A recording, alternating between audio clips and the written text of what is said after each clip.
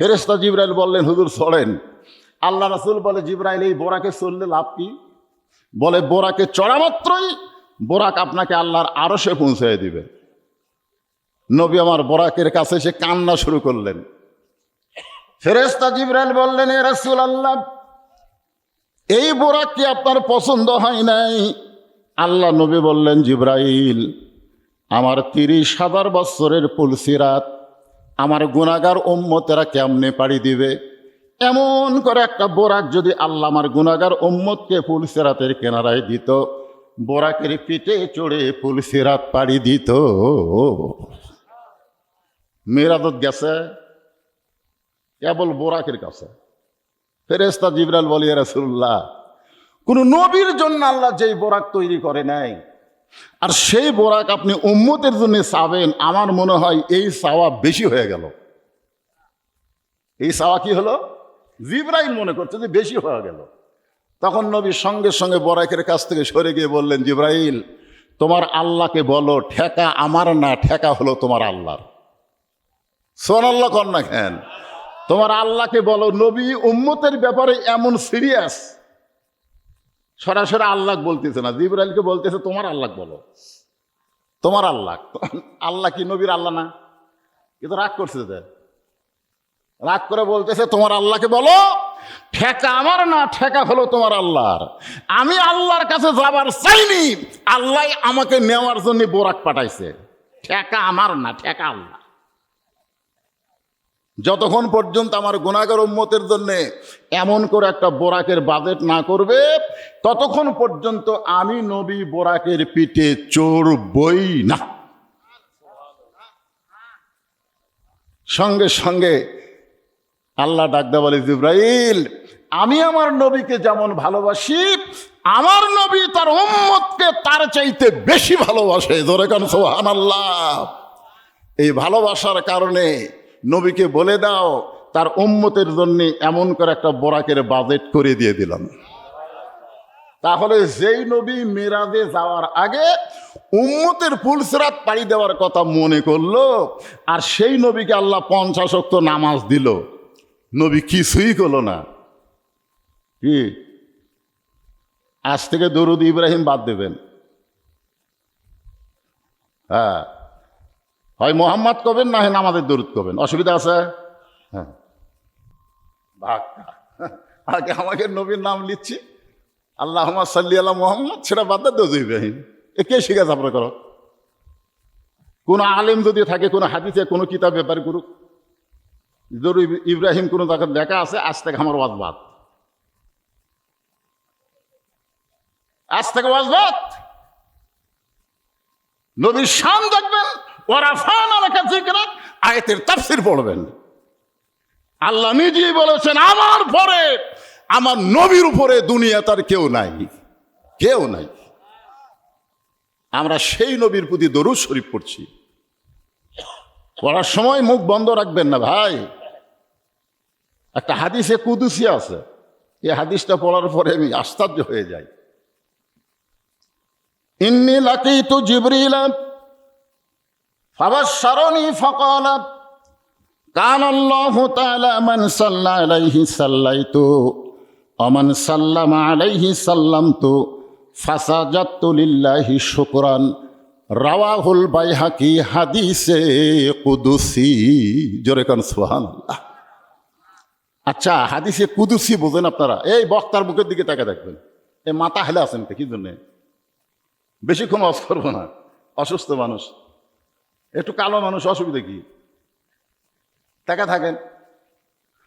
চেহারার মধ্যে, তাকানোর মধ্যে তাওয়াজ্জু থাকে, কথাটা বুঝতে সুবিধা হয়। ভাইজান, চোখের গুনাহ আল্লাহ মাফ করে। বক্তা পাপী হোক, বক্তা যদিও পাপী হয়, আপনি যদি নায়েবে রাসূল মনে করে বিশ্বাস করে তাকায় থাকেন, সওয়াব আছে না নাই? দরকার আছে না নাই? হ্যাঁ, এই জন্য নিচের দিকে তাকায় থাকলে একটু কথা বলতে সমস্যা। তো যাই হোক, যেটা বলতেছি একটু খেয়াল করেন। এটা হাদিসে কুদসি বোঝেন আপনারা? আজকে শুনে নেন। হাদিস 4 প্রকার। যেরকম কয় প্রকার? 4 প্রকার। একটা হলো হাদিসে কওলি, একটা হাদিসে ফেলি, একটা হলো হাদিসে তাকরিরি, আর একটা হলো হাদিসে কুদসি। হাদিসে কওলি মানে সরাসরি নবী যে কথা বলেছেন এটা হলো হাদিসে কওলি। হাদিসে ফেলি নবী করেছেন, আমল করেছেন, এটা হলো হাদিসে ফেলি। হাদিসে তাকরিরি হলো সাহাবীরা, আপনারা বসে আছেন দীঘা বক্তারপুর মাহফিলে, আর আপনাদের জন্য আল্লাহ একটা গাছ লাগাই দিল জান্নাতের বাগানে। বসে আছেন কোথায় আর গাছ লাগলো কোথায়?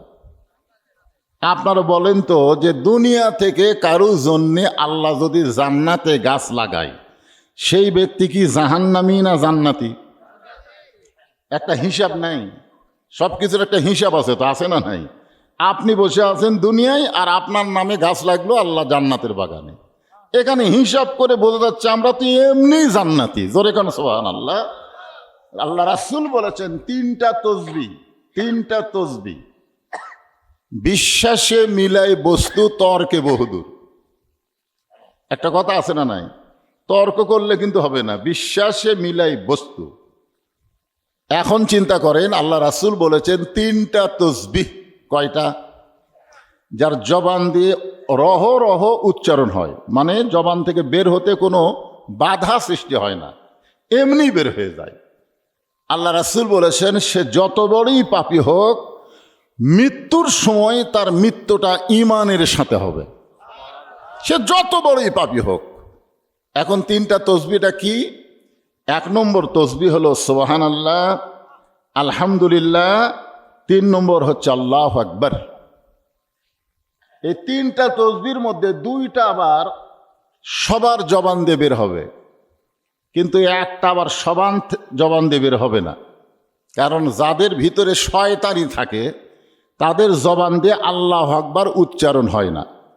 কারণ শয়তানকে তাড়ানোর সবচাইতে বড় অস্ত্রের নাম কি? কথা কয় না। আল্লাহু আকবার কি সবাই কয়? বাংলাদেশের বহু দল আছে দেখবেন, সব দলে কিন্তু আল্লাহু আকবার নাই। বহু দলের মিছিল আপনারা শুনবেন, কিন্তু আল্লাহু আকবার মিছিল দেবে না। যেই দলে আল্লাহু আকবার থাকে না, বুঝবেন সেই দলের মধ্যেই শয়তান থাকে। জোরে কোন কি থাকে? আর যেই দলে দেখবেন আল্লাহু আকবার আছে, মানে শুরুতে আল্লাহু আকবার তৈরি করলো, বুঝবেন এই দলের মধ্যে শয়তান নাই। জোরে কি নাই? শয়তান নাই।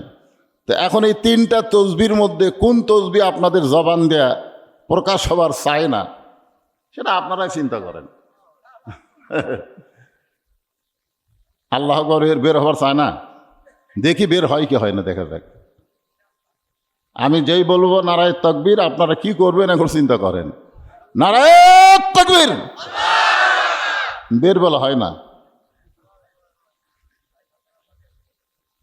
শয়তান তাড়ানোর একটাই মাত্র তাকবীর। আল্লাহ রাসূল কি আল্লাহ কোরআনে বলেছেন অরাব্বাকা ফাকাব্বির। আল্লাহ নবীকে তাকবীর দেওয়ার হুকুম করেছে, আর নবীর উম্মত হয়ে তাকবীর দিবেন না। এই জন্যে অনেকেই সুবহানাল্লাহ বললেন না। যখন বললাম যে আলহামদুলিল্লাহ উচ্চারণ করার সঙ্গে সঙ্গে আসমান এবং জমিনের ফাঁকা জায়গাটা আল্লাহ নেকি দিয়ে পরিপূর্ণ করে দেয়, এইবার বের হয়েছে। তারপরেও যদি কারো জবান দিয়ে বের না হয়, মুখটা বন্ধ করেই থাকেন, অসুবিধা কি? আমরা আল্লাহর প্রশংসার সঙ্গে সঙ্গে আমরা নবীর প্রতি দরুদ শরীফ কম পড়বো না বেশি পড়বো? হ্যাঁ, আমরা অনেকেই নবীর প্রতি দরুদ পড়তে চাই না। এই যে আল্লাহুম্মা সাল্লি আলা যখন বক্তা পড়ে তখন সবাই পড়ে, কিন্তু আমি যখন দরুদ ইব্রাহিম পড়লাম তখন শুধু আমি একলাই পড়লাম, আপনারা পড়লেন না। দেখলাম তো, মনে মনে পড়বেন কেন? যখন আল্লাহুম্মা সাল্লি আলা টাইনে দরুদ দেয় তখন তার মনে পড়ে না, তখন ঝাঁকি দিয়ে পড়ে। হ্যাঁ, দরুদ ইব্রাহিম এটা পড়ার ব্যাপারে আল্লাহ কি বলতেছেন? সল্লু ইয়া আইয়ুহাল্লাযীনা আমানু সল্লু, যারা আমাকে বিশ্বাস স্থাপন করেছ তারা সবাই নবীর প্রতি দরুদ পড়ো। আর দরুদের মধ্যে সবচাইতে দামি দরুদ হলো আমরা যেই দরুদ নামাজের মধ্যে পড়ি। কি না? ইব্রাহিম না, এই দরুদের নাম যে দরুদ ইব্রাহিম, এটা কোরআন হাদিসের কোনো জায়গাতে নেই। কোরআন হাদিসের কোনো জায়গাতে নাই যে এটা দরুদ ইব্রাহিম। এটা দরুদ ইব্রাহিম বললে আমাদের নবীর শান খাটো হয়ে যায়। আপনার বলেন তো, এই দরুদের প্রথম কি ইব্রাহিম আলাইহিস সালামের নাম আছে না আমাদের নবীর নাম আছে? দরুদ পড়া শুরু করেন, আল্লাহুম্মা সাল্লি আলা মুহাম্মদ, তাহলে কোন নবীর নাম আগে আছে? তাহলে দরুদ মোহাম্মদ না ইব্রাহিম কোন কেন?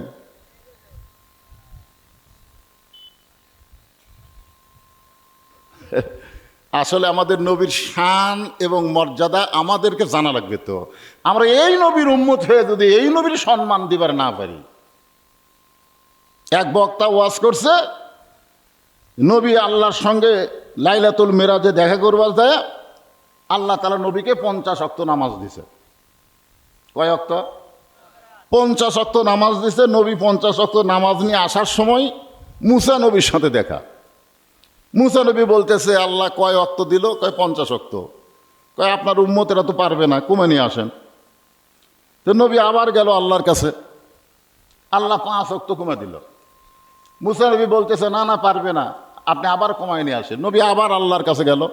এভাবে নবী 9 বার আল্লাহর কাছে গেল। কয়বার?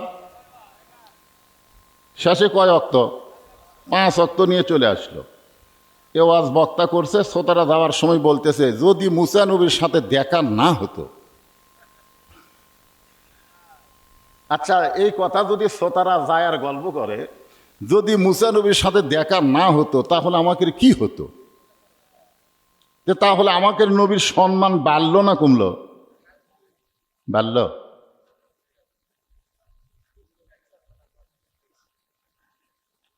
খালি ওয়াজ করলে তো হবে না। আমাদের নবীর সম্পর্কে আল্লাহ কোরআনে কি বলেছেন? এই কোরআনটা পড়েন, ওয়ারাফা'না লাকা যিকরাক।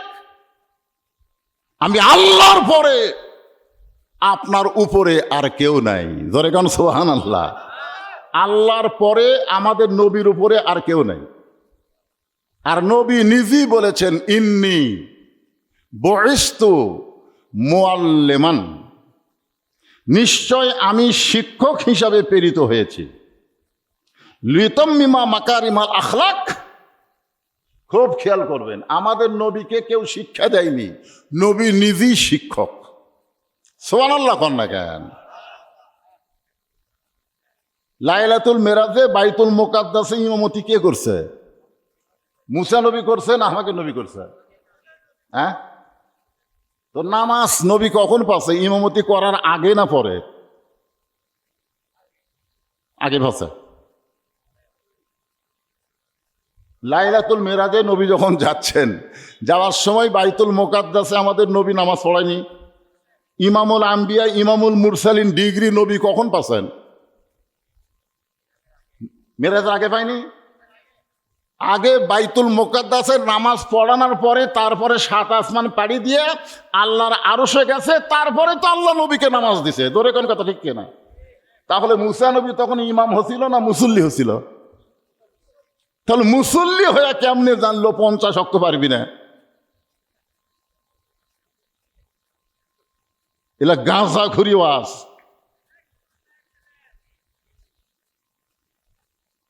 আমাদের নবীর শান, নবীর মর্যাদা, নবীর উম্মত হিসাবে দেবার না পারলে হবে? দরুদে ইব্রাহিম হবে না, যদি বলেন দরুদে মুহাম্মদ হবে, না হয় বলবেন নামাজের দরুদ। আমার কথা কি বুঝতে পারলেন? হ্যাঁ, এটা বোঝা লাগবে। এটা খ্রিস্টানদের, ইহুদিদের একটা কারসাজি। ইহুদি খ্রিস্টান কোনো সময় আমাদের নবীকে বড় নবী বিশ্বাস করে না। কথা কন ঠিক কিনা? কথা বলেন। হ্যাঁ, ওরকে কারসাজি। ইহুদিরা মুসা পর্যন্ত মানে, খ্রিস্টানেরা ঈসা পর্যন্ত মানে। এই জন্য বুঝাইছে মুসা আলাইহিস সালাম জ্ঞানী, 5 ওয়াক্ত নামাজ পাইত, 50 ওয়াক্ত লিয়ে আসত। আমাদের নবী উম্মত পারবে না, এই ব্যাপারে মুসা নবীর চাইতে আমাদের নবীর দয়া কম না বেশি? তাহলে আল্লাহ যখন নবীকে 50 ওয়াক্ত দিল, তখন আমাদের নবী বুঝবার পারলো না যে আমরা পারবো না? যেই নবী বোরাকের পিঠে চড়েনি, যতক্ষণ পর্যন্ত আল্লাহ আমাদের জন্য একটা করে বোরাক বাজেট না করছে। সুবহানাল্লাহ কন না কেন? হ্যাঁ, বোরাকের পিঠে চড়াই তো তারপরে বাইতুল মুকাদ্দাস, তারপরে তো আল্লাহর আরশ। সেই বোরাকের পিঠেই নবী চড়েনি। ফেরেশতা জিবরাইল বললেন, হুজুর চড়েন। আল্লাহ রাসূল বলে, জিবরাইল এই বোরাকে চললে লাভ কি?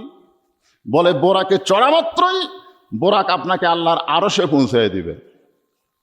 নবী আমার বোরাকের কাছে এসে কান্না শুরু করলেন। ফেরেশতা জিবরাইল বললেন, এ রাসূলুল্লাহ, এই বোরাক কি আপনার পছন্দ হয় নাই? আল্লাহ নবী বললেন, জিবরাইল, আমার 30,000 বছরের পুলসিরাত আমার গুনাহগার উম্মতেরা কেমনে পাড়ি দিবে? এমন করে একটা বোরাক যদি আল্লাহ আমার গুনাহগার উম্মতকে পুলসিরাতের কিনারায় দিত, বোরাকের পিঠে চড়ে পুলসিরাত পাড়ি দিত। মেরাদত গেছে কেবল বোরাকের কাছে। ফেরেশতা জিবরাইল বলে, ইয়া রাসূলুল্লাহ, কোন নবীর জন্য আল্লাহ যেই বোরাক তৈরি করে নাই, আর সেই বোরাক আপনি উম্মতের জন্য চাবেন, আমার মনে হয় এই চাওয়া বেশি হয়ে গেল। এই চাওয়া কি হলো? জিবরাইল মনে করছে যে বেশি হয়ে গেল। তখন নবী সঙ্গে সঙ্গে বোরাকের কাছ থেকে সরে গিয়ে বললেন, জিবরাইল, তোমার আল্লাহকে বলো, ঠেকা আমার না, ঠেকা হলো তোমার আল্লাহর। সুবহানাল্লাহ কর না কেন? তোমার আল্লাহকে বলো। নবী উম্মতের ব্যাপারে এমন সিরিয়াস, সরাসরি আল্লাহ বলতেছে না, জিবরাইলকে বলতেছে তোমার আল্লাহ বলো, তোমার আল্লাহ। আল্লাহ কি নবীর আল্লাহ না? কিন্তু রাগ করছে, রাগ করে বলতেছে তোমার আল্লাহকে বলো, ঠেকা আমার না, ঠেকা হলো তোমার আল্লাহর। আমি আল্লাহর কাছে যাবার চাইনি, আল্লাহ আমাকে নেওয়ার জন্য বোরাক পাঠাইছে। ঠেকা আমার না, ঠেকা আল্লাহ। যতক্ষণ পর্যন্ত আমার গুনাহগার উম্মতের জন্য এমন করে একটা বোরাকের বাজেট না করবে, ততক্ষণ পর্যন্ত আমি নবী বোরাকের পিঠে চড়বই না। সঙ্গে সঙ্গে আল্লাহ ডাকদা বলে, জিবরাইল, আমি আমার নবীকে যেমন ভালোবাসি, আমার নবী তার উম্মতকে তার চাইতে বেশি ভালোবাসে। জোরে কান সুবহানাল্লাহ। এই ভালোবাসার কারণে নবীকে বলে দাও, তার উম্মতের জন্য এমন করে একটা বোরাকের বাজেট করে দিয়ে দিলাম। তাহলে যেই নবী মিরাজে যাওয়ার আগে উম্মতের পুলসিরাত পাড়ি দেওয়ার কথা মনে করলো, আর সেই নবীকে আল্লাহ 50 ওয়াক্ত নামাজ দিল, নবী কিছুই করলো না। কি আজ থেকে দরুদ ইব্রাহিম বাদ দেবেন? হ্যাঁ, হয় মোহাম্মদ কবেন, না হয় নামাজের দরুদ কবেন। অসুবিধা আছে? হ্যাঁ, আগে আমাকে নবীর নাম লিখছি, আল্লাহুম্মা সাল্লি আলা মুহাম্মদ, সেটা বাদ দেয় দরুদ ইব্রাহিম। এ কে শিখেছে আপনার? করো। কোন আলেম যদি থাকে, কোনো হাদিসে কোনো কিতাব ব্যাপারে করুক, দরুদ ইব্রাহিম কোনো জায়গায় লেখা আছে, আজ থেকে আমার ওয়াজ বাদ, আজ থেকে ওয়াজ বাদ। নবীর শান দেখবেন, ওয়ারাফা'না লাকা যিকরাক, আয়াতের তাফসীর পড়বেন। আল্লাহ নিজেই বলেছেন, আমার পরে, আমার নবীর উপরে দুনিয়া তার কেউ নাই, কেউ নাই। আমরা সেই নবীর প্রতি দরুদ শরীফ পড়ছি। পড়ার সময় মুখ বন্ধ রাখবেন না ভাই। একটা হাদিসে কুদুসি আছে, এই হাদিসটা পড়ার পরে আমি আশ্চর্য হয়ে যাই। ইন্নী লাকীতু জিবরিল ফাবাশশারানী ফাকালা কানা আল্লাহু তাআলা মান সাল্লা আলাইহি সাল্লাইতু ওয়া মান সাল্লামা আলাইহি সাল্লামতু ফাসাজাদতু লিল্লাহি শুকরান। রাওয়াহুল বাইহাকি, হাদিসে কুদুসি। জোরে কান সুবহানাল্লাহ। আচ্ছা, হাদিসে কুদুসি বোঝেন আপনারা? এই বক্তার মুখের দিকে তাকে দেখবেন, এই মাথা হেলে আছেন কি জন্যে? বেশিক্ষণ ওয়াজ করবো না, অসুস্থ মানুষ, একটু কালো মানুষ, অসুবিধা কি? তাকা থাকেন। চেহারার মধ্যে, তাকানোর মধ্যে তাওয়াজ্জু থাকে, কথাটা বুঝতে সুবিধা হয়। ভাইজান, সগীরা গুনাহ আল্লাহ মাফ করে। বক্তা পাপী হোক, বক্তা যদিও পাপী হয়, আপনি যদি নায়েবে রাসূল মনে করে বিশ্বাস করে তাকায় থাকেন, সওয়াব আছে না নাই? জোরে কান আছে না নাই? হ্যাঁ, এই জন্য নিচের দিকে তাকায় থাকলে একটু কথা বলতে সমস্যা। যাই হোক, যেটা বলতেছি একটু খেয়াল করেন। এটা হাদিসে কুদসি, বোঝেন আপনারা? আজকে শুনে নেন। হাদিস 4 প্রকার। যেরকম কয় প্রকার? 4 প্রকার। একটা হলো হাদিসে কওলি, একটা হাদিসে ফেলি, একটা হলো হাদিসে তাকরিরি, আর একটা হলো হাদিসে কুদসি। হাদিসে কওলি মানে সরাসরি নবী যে কথা বলেছেন এটা হলো হাদিসে কওলি। হাদিসে ফেলি নবী করেছেন, আমল করেছেন, এটা হলো হাদিসে ফেলি। হাদিসে তাকরিরি হলো সাহাবীরা সমর্থন করেছেন, এটা হলো হাদিসে তাকরিরি। আমার কথা কি বুঝলেন? আর হাদিসে কুদুসি হলো সরাসরি আল্লাহ বলেছেন কিন্তু নবীর জবান দিয়ে প্রকাশ পেয়েছে, বলেন সুবহানাল্লাহ। এটা হলো হাদিসে কুদুসি। তা আমি একটা হাদিসে কুদুসি আপনাদেরকে শোনাচ্ছি। হাসরের ময়দানে নেকি আর পাপ ওজন করার পরে নেকির চাইতে পাপ বেশি হওয়ার কারণে নবীর একজন উম্মতকে আল্লাহ তাআলা জাহান্নামের ফতুয়া দিবেন। কিসের ফতুয়া? জাহান্নামের ফতুয়া। ফতুয়া তো দিবেনই, কারণ নেকির চাইতে পাপ যে বেশি হচ্ছেন কি করবি? জাহান্নামের ফেরেশতারা ধাক্কায় ধাক্কায় যখন জাহান্নামের দিকে নিয়ে যাবেন, এমন সময় আল্লাহর নবী মানে আমাদের নবী ওই গুনাহগার উম্মতের সামনে দুইখানা হাত বাড়িয়ে দাঁড়িয়ে যাবে। এখন আপনারা বলেন, আল্লাহ নবী যদি দুই হাত বাড়িয়ে দাঁড়িয়ে যায়, জাহান্নামের ফেরেশতার ক্ষমতা আছে যে নবী সরে দিয়ে তার উম্মতকে জাহান্নামত নিয়ে যাবে? এই ক্ষমতা আছে? তো ফেরেশতারা থমকে যাবে। ফেরেশতারা বলবে, আপনি কে? আল্লাহ নেকি আর পাপ ওজন করার পরে নেকির চাইতে পাপ বেশি হওয়ার কারণে আল্লাহ জাহান্নামে রায় দিয়েছে, আপনি সামনে দাঁড়ায় কে? আল্লাহ নবী কিছুই বলবেন না। নবী যখন কিছুই বলবেন না, এমন সময় আল্লাহ বলবেন, জিবরাইল যাও যাও নবীকে সালাম দাও। ফেরেশতা জিবরাইল এসে হাসরের ময়দানে আল্লাহর নবীকে সালাম দেবেন। আসসালামু আলাইকা ইয়া রাসূলুল্লাহ। নবী সালামের উত্তর দিবেন না। ফেরেশতা জিবরাইল আবার সালাম দিবেন, আসসালামু আলাইকা ইয়া রাসূলুল্লাহ। নবী সালামের উত্তর দিবেন না। ফেরেশতা জিবরাইল আবার যখন সালাম দিবার যাবেন, সঙ্গে সঙ্গে নবী রাগ করে বলবেন, এই জিবরাইল খালি সালাম দাও, সালাম দাও, শুদ্ধ করে সালাম দাও। জিবরাইল থরথর করে কম্পন শুরু করবে, ইয়া রাসূলুল্লাহ দুনিয়ার জীবনে আপনাকে 24,000 বার সালাম দিয়েছি, ধরে কোন কতবার? আপনি কোনোদিনও সালামের ভুল ধরলেন না। আজকে কি হলো?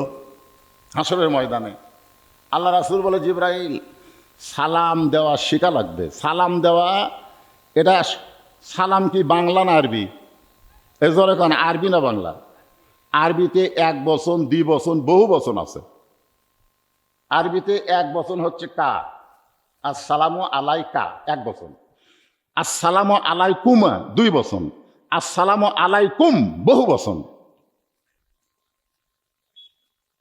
তুমি যে বলতেছো আসসালামু আলাইকা, শুধু আমাকে সালাম দিচ্ছে, কিন্তু আমার গুনাহগার উম্মতকে যে জাহান্নামের ফেরেশতারা জাহান্নামত নিয়ে যাচ্ছে, এক বাদ দিচ্ছে কেন? ফেরেশতা জিবরাইল বলতেছে, আল্লাহ ইয়া রাসূলুল্লাহ এক সালাম দিয়ে তো লাভ নেই, কারণ এর নেকির চাইতে পাপ বেশি হয়ে গেছে। এক আল্লাহ জাহান্নামের ফতোয়া দিছে, এক সালাম দিয়ে লাভ কি? আল্লাহ নবী রাগ করে বললেন, জিবরাইল নেকি আর পাপ ওজন করার সময় আল্লাহ আমাক বাদ দিয়ে ওজন করবার পারে, সালাম দেওয়ার সময় তুমি আমার গুনাহগার উম্মতকে বাদ দিয়া সালাম দিবার পারো, কিন্তু আমি নবী আমার গুনাহগার উম্মতকে বাদ দিবার পারি না। আমি নবী আমার গুনাহগার উম্মতকে বাদ দিবার পারি না, এই জন্য আমি সামনে দাঁড়াইছি। ফেরেশতা জিবরাইল বলে, ইয়া রাসূলুল্লাহ তাহলে আপনি কি করবেন? আল্লাহ রাসূল বলে, আমি আল্লাহর আদালতে আপিল করলাম। সুবহানাল্লাহ না কেন? আমার গুনাহগার উম্মতের ব্যাপারে আমি আল্লাহর আদালতে আপিল করলাম।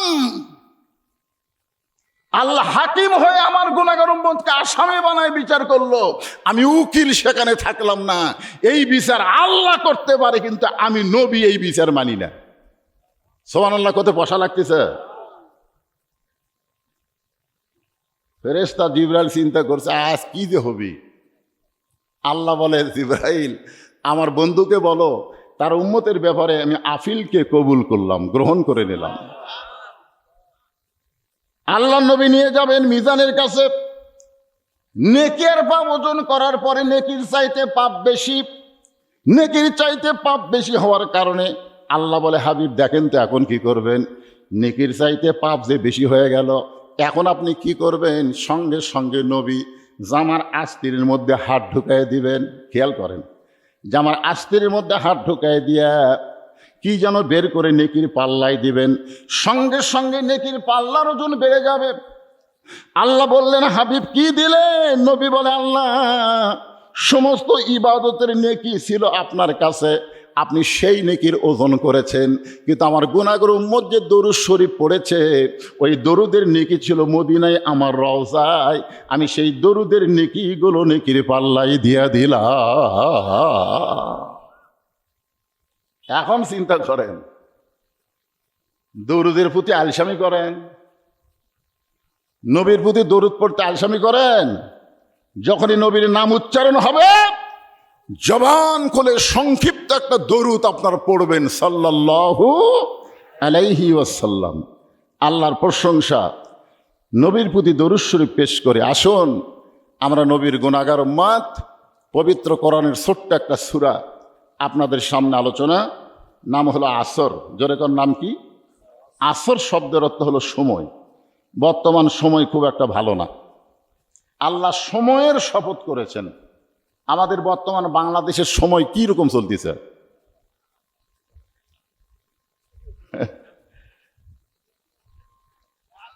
তেল আছে, তেল আছে, এখন আর পাম্পে খুব একটা ভিড় নাই। আজকে আমি তো একেবারে আসার সময় দেখলাম না, নাই। এখন দেখবেন কিছুদিন পর ডাকলেও আর পাম্প যাবি না কেউ। আপনারা খালি এই সময় তেলের সমস্যাই দেখতেছেন, আর কোনো সমস্যা নাই। আপনাকে এলাকার ছেলেদের সমস্যা কিরকম? বর্তমান সময়ে মেয়েকের অবস্থা কি? না না, সব কথাই সুর আসরের মধ্যে আছে। একটু ধৈর্য নিয়ে একটু কথাগুলো শুনতে হবে। আল্লাহ সময়ের শপথ করলেন। সময় অত্যন্ত গুরুত্বপূর্ণ একটা বিষয়, এটা আমি বুঝতেছি, আমার ভাইও বুঝতেছে। আমাকে যদি কেউ এখন বলে, হুজুর আপনার যত সম্পদ আছে সমস্ত সম্পদ আল্লাহ দিলে আল্লাহ আপনাকে 30 বছর বয়স ফেরত দিবে, মানে আমার 30 বছরে যেরকম জুয়ান কে ছিল, এই সময়টা আল্লাহ ফেরত দিবি, বিনিময়ে আমার যা আছে সব নিবি। এই কথা বলা মাত্র আমি 1 মিনিট দেরি করবো না, আমি দেরি করবো না। হায় হায় হায় হায়, আমার 30 বছরের ওই সময় আবার ফেরত দিবি। আপনারা যারা জোয়ান আছেন তারা গুরুত্বই দিচ্ছেন না। তারা মনে করতেছেন কি হনু রে, কি ছিল রে পাগলা।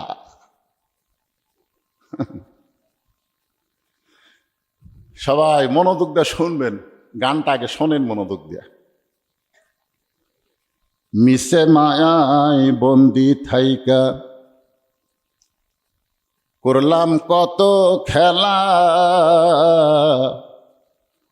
পশ্চিমে তাকায়া দেখো তোমার ডুইবা গেছে বেলা, এক পলকের নাই ভরসা, মিশে সকল আশা, কখন বুঝি দারুণ ঝড়ে ভাঙবে তোমার বাসা। এই যে ভাই যে ওটা দৌড় মারতেছে, এই সময়ের গুরুত্বই দিল না। এই সময়ের গুরুত্ব দিল না। উনি যে যাচ্ছে, উনি যেখানে যাচ্ছে ওই পর্যন্ত যাবার পারবে কিনা সেই সময় আল্লাহ নাও দিতে পারে। জোরে কোন কথাটি কথা বলেন। আরে কি কাক কি বুঝাবেন?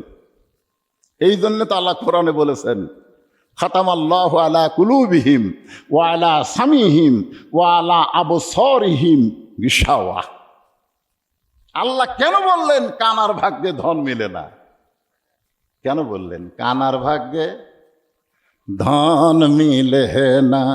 সামনে পড়ে আছে সোনা, কানা দেখতে পায় না, মাটি মনে করে ফাইলা দেয়, হাতে তুলে নেয় না, কানার ভাগ্যে ধন মিলে না।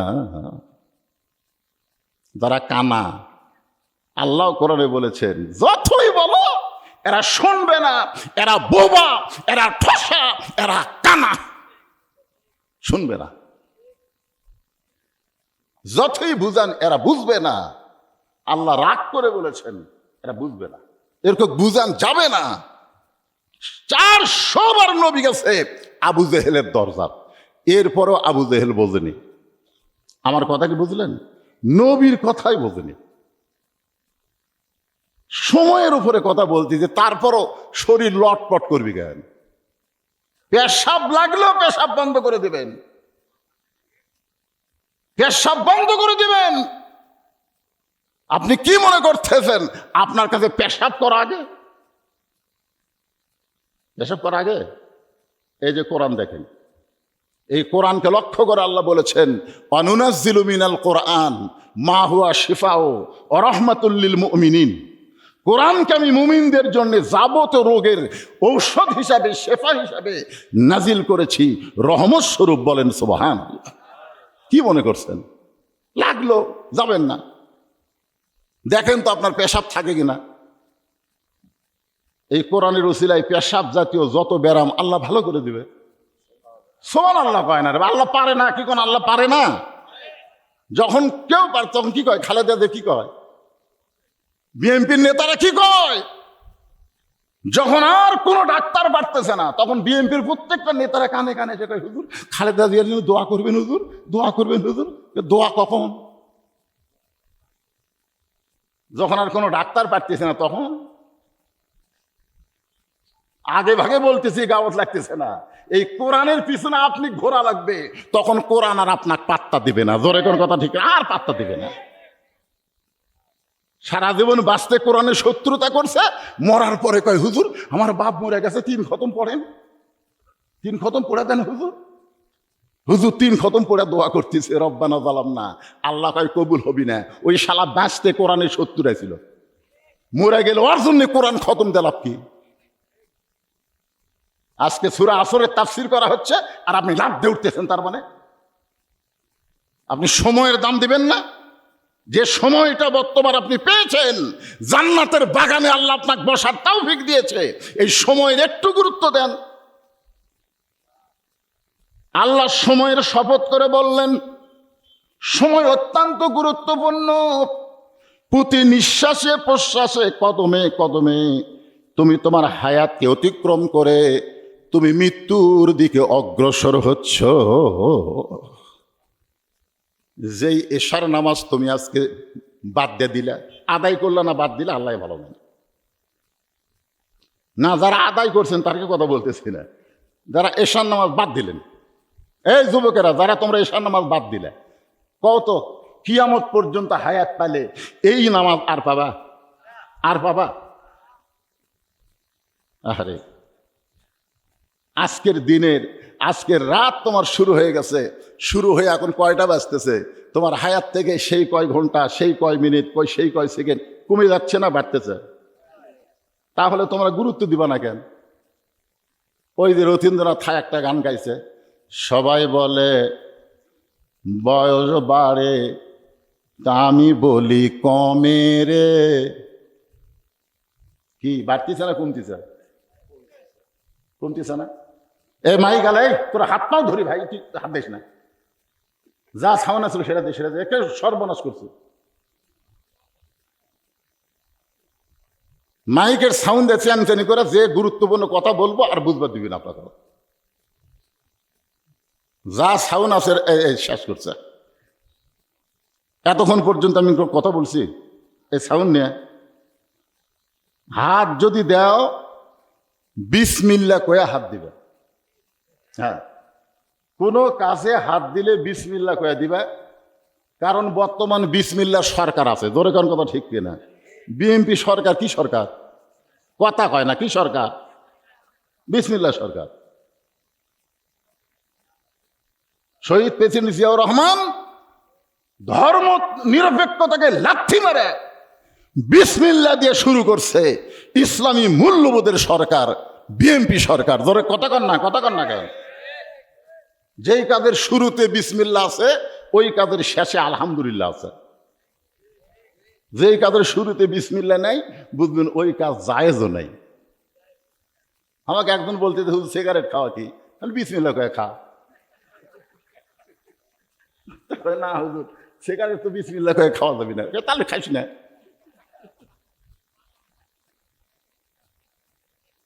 আমার কথা কি বুঝলেন? যেইটার পূর্বে বিসমিল্লাহ বলা যায় না, বুঝবেন ওইটা খাওয়া হারাম।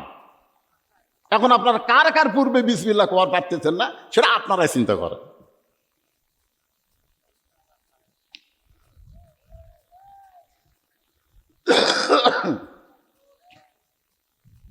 কি মনোযোগ দিয়ে শুনতেছেন? এই ছেলে পেলে আশেপাশে যা আছো তোমরা সব ভিতরে আসো, আজকে তোমাকে রোয়াজ হবে। কারণ আমরা বুড়া মানুষ তেমনি ভালো হমরে, আমাকে খারাপ হওয়ার কোনো শক্তিই নাই। যখন হবে চামড়া ঢিল, আল্লাহর সাথে দিবি মিল, আর যখন থাকবি চামড়া টাইট, আল্লাহর সাথে করবি ফাইট। ধরে এখন কথা ঠিক কিনা? তাই যুবকগুলো যারা আসো, ময়নারা ফ্রি ফায়ার পাবজি খেলো, তোমরা সবাই আজকে আসে মাহফিলে বসো। সূরা আসরের 4টা বিষয় আজকে তোমাদের সামনে আলোচনা হবে। আল্লাহ তাআলা বললেন, ইন্নাল ইনসানা লাফি খুসর। ইন্না মানে নিশ্চয়, ইনসান মানে মানুষ, লাফি মানে ভিতরে, খুসরুন মানে ক্ষতি। নিশ্চয় মানুষগুলো ক্ষতির ভিতরে। অথচ মানুষকে আল্লাহ তাআলা আদর করে তৈরি করেছে। জোরে কোন সুবহানাল্লাহ। সবাই আমার সঙ্গে বলেন, যারা পারেন তারা বলেন, না পারলে শোনেন। আদর করে মানুষ আল্লাহ বানায়া কেমনে দিবেন ক্ষতির মধ্যে ফেলিয়া। আপনারা বলেন তো সেজদার মালিককে আরো জোরে। সে আল্লাহ কি বলেছেন? সে আল্লাহ বলেছেন উসজুদু লি আদামা। দেখেন আল্লাহ মানুষকে কত ভালোবাসে। যেই সেজদার মালিক স্বয়ং আল্লাহ, সেই আল্লাহ ফেরেশতাদের বললেন উসজুদু লি আদামা, আদমকে সেজদা করো। আমি আল্লাহ এত মহব্বত করে আদমকে তৈরি করেছি, যার কারণে তোমরা আদমকে সেজদা করো। সমস্ত ফেরেশতা আদমকে সেজদা করলো, খালি একজনই করলো না, তার নাম হলো ইবলিস। আল্লাহ রাগ করে বলল, ইবলিস সবাই সেজদা করলো, তুই কেন করলি না? ইবলিস বলতেছে, আমি হলাম আগুনের তৈরি, আদম হলো মাটির তৈরি। আগুনের তৈরি আদম, মাটির তৈরি আদমকে আমি সেজদা করতে পারবো না। উসজুদু লি আদামা তরক করে ইল্লা ইবলিস আবা ওয়াস্তাকবার। সঙ্গে সঙ্গে আল্লাহ বলেন, বের হয়ে যা, আমার এরিয়ার মধ্যে, হেদায়েতের মধ্যে তোর জায়গা নেই, রহমতের মধ্যে তোর আর জায়গা নেই। ইবলিস বলতেছে, আল্লাহ আপনি যখন বার করে দিচ্ছেন আমি তো থাকতে পারবো না, কিন্তু বার হওয়ার আগে আপনার কাছে একটা প্রশ্ন। আল্লাহ কয়, কি প্রশ্ন? ইবলিস বলতেছে, আল্লাহ বড় না আদম বড়? তা আল্লাহ বলে, তোর কি মনে হয়? ইবলিস বলতেছে, আমার মনে হয় 6 লক্ষ বছর আপনাকে সেজদা করলাম, আর একটা সেজদা আদমক করলাম না, তাহলে আমার 6 লক্ষ বছরের সেজদার দাম কি? আল্লাহ বলতেছে, ইবলিস শোন, আমি আল্লাহ আদমকে এত ভালোবাসি, আমার চাইতেও অনেক বেশি। একটা সেজদা না দেওয়ার কারণে তোর 6 লক্ষ বছরের সেজদা আমি আল্লাহ বাতিল করে দিয়েছি। সুবহানাল্লাহ, জোরে খান। এই জায়গায় আল্লাহ কি স্বীকার করলেন? আমি আল্লাহ আদমকে এত ভালোবাসি, আমার চাইতেও অনেক বেশি। তাহলে আল্লাহ মানুষকে তার নিজের চাইতেও বেশি ভালোবাসে। সুবহানাল্লাহ কন না কেন? সেই মানুষ ক্ষতির মধ্যে পড়ুক, এটা আল্লাহ চায়? আল্লাহ চায় না। আল্লাহ বাপ, যে বাপ দেখবেন বেটাকে বেশি ভালোবাসে না, বেটা তো ব্যবসা শুরু করছে, এখন বাপ বলতেছে, এই তুই যে দোকানদারি শুরু করলো তো লাভ হবে, তুই যে এই ব্যবসা শুরু করলো তো লাভ হবে। ছেলে কয়, আব্বা সবাই কয় লাভ হবে, আর আপনি কোন লাভ হবি? বাপ বলতেছে, সবাই তো ভালোবাসা, সবাই চাই তুই দোকান করে ধ্বংস হ, আর আমি চাই তুই দোকান করে লাভবান হ। বর্তমান যে পরিবেশ চলতেছে, এই পরিবেশে তো বাকি খেয়ে তোর দোকান শেষ করে দিবি রে। কি কন? বাপ তার ছেলেকে বেশি ভালোবাসে বলি তো ছেলের ক্ষতির দিকে আগে তাকায়।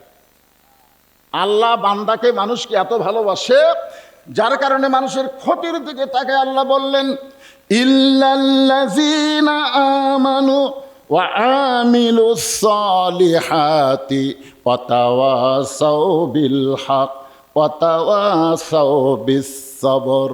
আল্লাহু আকবার। ও যে দুই ছেলে হাঁটতেছে, ও যে দেখেন, ও যে এই ঘুরে এদিক দিয়ে চলে গেল। ওই দুই ছেলের কোনো দোষ না, কোনো দোষ নেই। আমার এলাকার মেয়ে মানুষেরা সন্ধ্যার সময় ঘরাত দেখে হাঁস মুরগি উঠলো কিনা। আমার এলাকার পুরুষেরা সন্ধ্যার সময় গোয়াল ঘরে দেখে গরু ছাগল উঠলো কিনা। আমার এলাকার কথা বলছি। সন্ধ্যার সময় গরু ছাগল উঠলো কিনা সেটা দেখে, সন্ধ্যার সময় হাঁস মুরগি উঠলো কিনা সেটা দেখে।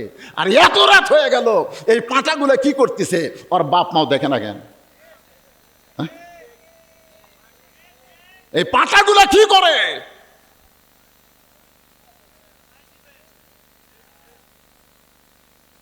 হাঁস মুরগির দাম বুঝলে তুমি, গরু ছাগলের দাম বুঝলে, অথচ তোমার জন্ম দেওয়া সন্তানের তুমি গুরুত্ব দিলে না। প্রত্যেকটা বাবার উচিত হলো সন্ধ্যার সময় তার ছেলে মেয়ে বাড়িতে আছে কিনা খোঁজ করা। 9টা পর্যন্ত ছেলে নাই, মোবাইল করতেছে, বাবু বাবু তুমি কোথায়, বাবু বাবু বলতে যেখানে থাকে না কেন। এমন ধমক মারছে, বাবা ভয় আর মোবাইলই করে না। এই পাঁটাগুলো এই ঠিক মতো বাপ মাও খেয়াল করে নাই, যার কারণে কোরআনের মাহফিল বাদ দিয়ে বাইরে ঘুরতেছে। ঘোরো তোমরা ঘোরো, একদিন ঠিকই ঘোরা বন্ধ হবে, সেদিন আর কোনো লাভ হবে না। জোরে কোন কথা ঠিক কি না?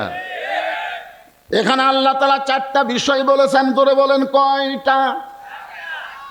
1 নম্বর হলো ঈমান। এই 4টি কাজ যার মধ্যে থাকবে তারা ক্ষতির মধ্যে পড়বে না। 1 নম্বর হলো ঈমান। ঈমান ঈমান ঈমান আমাদের সকলের ঈমান আছে না নাই? কেমনে বুঝলেন? সাহাবীরা বলতেছে, রাসূলুল্লাহ ঈমান সম্পর্কে একটু আমাদেরকে ব্যাখ্যা করে বুঝিয়ে দেন। আল্লাহর নবী বললেন, ইকরার বিল লিসান, তাসদিকু বিল জিনান, আমল বিল আরকান, এরই নাম হলো ঈমান। বুঝবার পারেন নাই? ঈমান শুধু মুখে মুখে লা ইলাহা ইল্লাল্লাহ জিকির করলে হবে না। ইকরার বিল লিসান, সকলে বলেন লা ইলাহা ইল্লাল্লাহ, লা ইলাহা ইল্লাল্লাহ। ইকরার বিল লিসান, আমার দিকে তাকায় দেখেন, ইকরার বিল লিসান হলো এই পর্যন্ত। জোরে কোন পর্যন্ত? এই যে এর থেকে এই পর্যন্ত, এই পর্যন্ত হলো ইকরার বিল লিসান। এরপরে রাসূল বললেন তাসদিক বিল জানান, এখান থেকে টানে নিয়ে এই পর্যন্ত আনতে হবে, এই জায়গা পর্যন্ত। এই জায়গার মধ্যে এনে সেট করা লাগবে। তাসদিক বিল জানান, কলিজার মধ্যে যখন ঈমানের জায়গা হবে, ওই ব্যক্তির কাছে জীবনের চাইতে ঈমানের দাম বেশি হয়ে যাবে। আপনারা অন্তর থেকে বলেন তো, ঈমান বাঁচান ফরজ না জীবন বাঁচান ফরজ? অন্তর থেকে বলা লাগবে ভাইজান, সবাই এক বাক্যে বলা লাগবে, ঈমানের দাম বেশি না জীবনের দাম বেশি? মাশাআল্লাহ। ঈমানের দাম যার কাছে বেশি হবে, সে কোনোদিন বাতিলের সঙ্গে আপোষ করবে না। ঈমানের দাম যার বেশি হবে, দরকার হলে হকের পক্ষে জীবন দিবে, কিন্তু বাতিলের সঙ্গে আপোষ করবে না। সে কখনো বলবে না জীবন বাঁচান ফরজ, জীবন বাঁচান ফরজ। মরবু কে রে, মরবু মরবু, জীবন বাঁচান ফরজ রে। কি আপনারা বলেন, আপনি যতই চেষ্টা করেন, আপনি কি আপনার জীবন বাঁচাবার পারবেন? করেন তো চেষ্টা, দিয়ে কদ্দূর বন্ধ করে পারেন।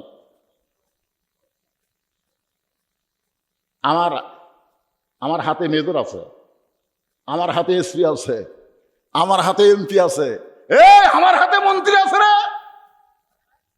আরে পাগলা, তোর হাতে প্রধানমন্ত্রী থাকলেও তোর কিছুই করতে পারবে না যদি তোর সামনে মৃত্যু থাকে। জোরে কোন কথা ঠিক কি না?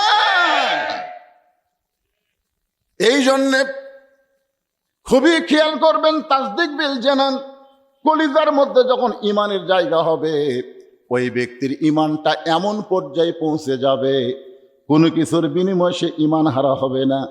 3 নম্বরে বলা হচ্ছে আমল বিল আরকান, ইমান অনুযায়ী আমল করা লাগবে। আপনারা বলেন তো, ইমান অনুযায়ী যদি আমল করতে চান, যে আমল না করলে ইমান থাকবে না, সেই আমলের নাম কি? সবাই এক বাক্যে বলা লাগবে। যেই আমল না করলে ইমানই থাকবে না। আহা, এখন যারা নামাজ পড়ে না তারকে ইমানের খবর কি?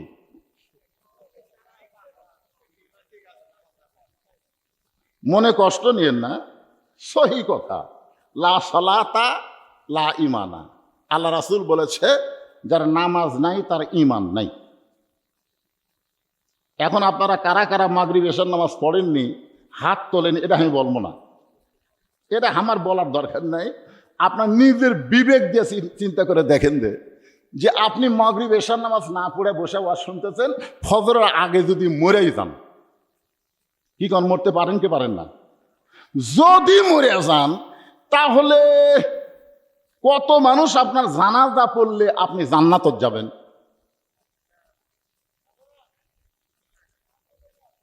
যদি কেউ মাগরিব এশার নামাজ না পড়ে ফজর আগে মারা যায়, গোটা বাংলাদেশের সমস্ত মুসলমান তার জানাজা পড়লেও সে জান্নাতে যাবে না। আর যদি ফজর এশার নামাজ পড়ে মারা যায়, যদি একটা মানুষও তার জানাজা নামাজ না পড়ে, এরপরও নামাজ আদায় করার কারণে আল্লাহ তাকে জান্নাত দিয়ে দেবে।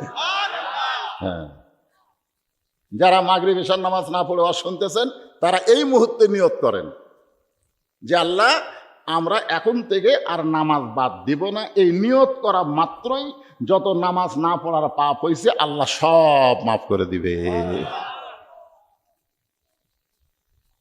এই নামাজটা কিন্তু 5 ওয়াক্ত নামাজ।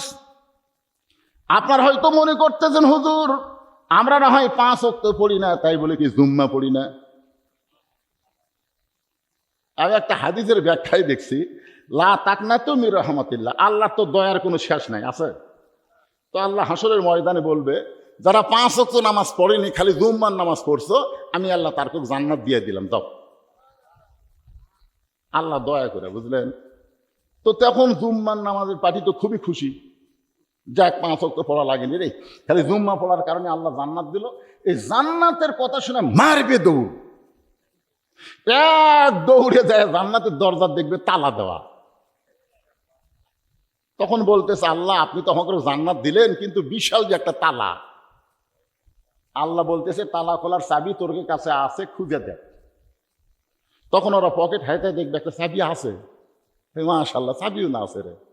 চাবি বের করে তালার মধ্যে ঢুকবি, কিন্তু ঘুরবি না। ঢুকছে ঠিকই, কিন্তু ঘোরে না। তখন কে আল্লাহ, এই চাবিটা যে ঢুকলো কিন্তু ঘোরে না কেন? আল্লাহ তখন বলবে, ওই তালার মধ্যে 5টা দাগ আছে রে, তোকে চাবির মধ্যেও 5টা দাগ থাকা লাগবে, দেখ তো দাগ আছে। তখন কে আল্লাহ, আমাকে চাবির তো কোনো দাগ নাই। তখন আল্লাহ বলতেছে, তাহলে জান্নাত দেখে ফেরত আয়। যারা শুধু জুম্মা পড়তেছেন, 5 ওয়াক্ত পড়তেছেন না, তারা জান্নাত দেখতে পারবেন, কিন্তু ঢুকতে পারবেন না।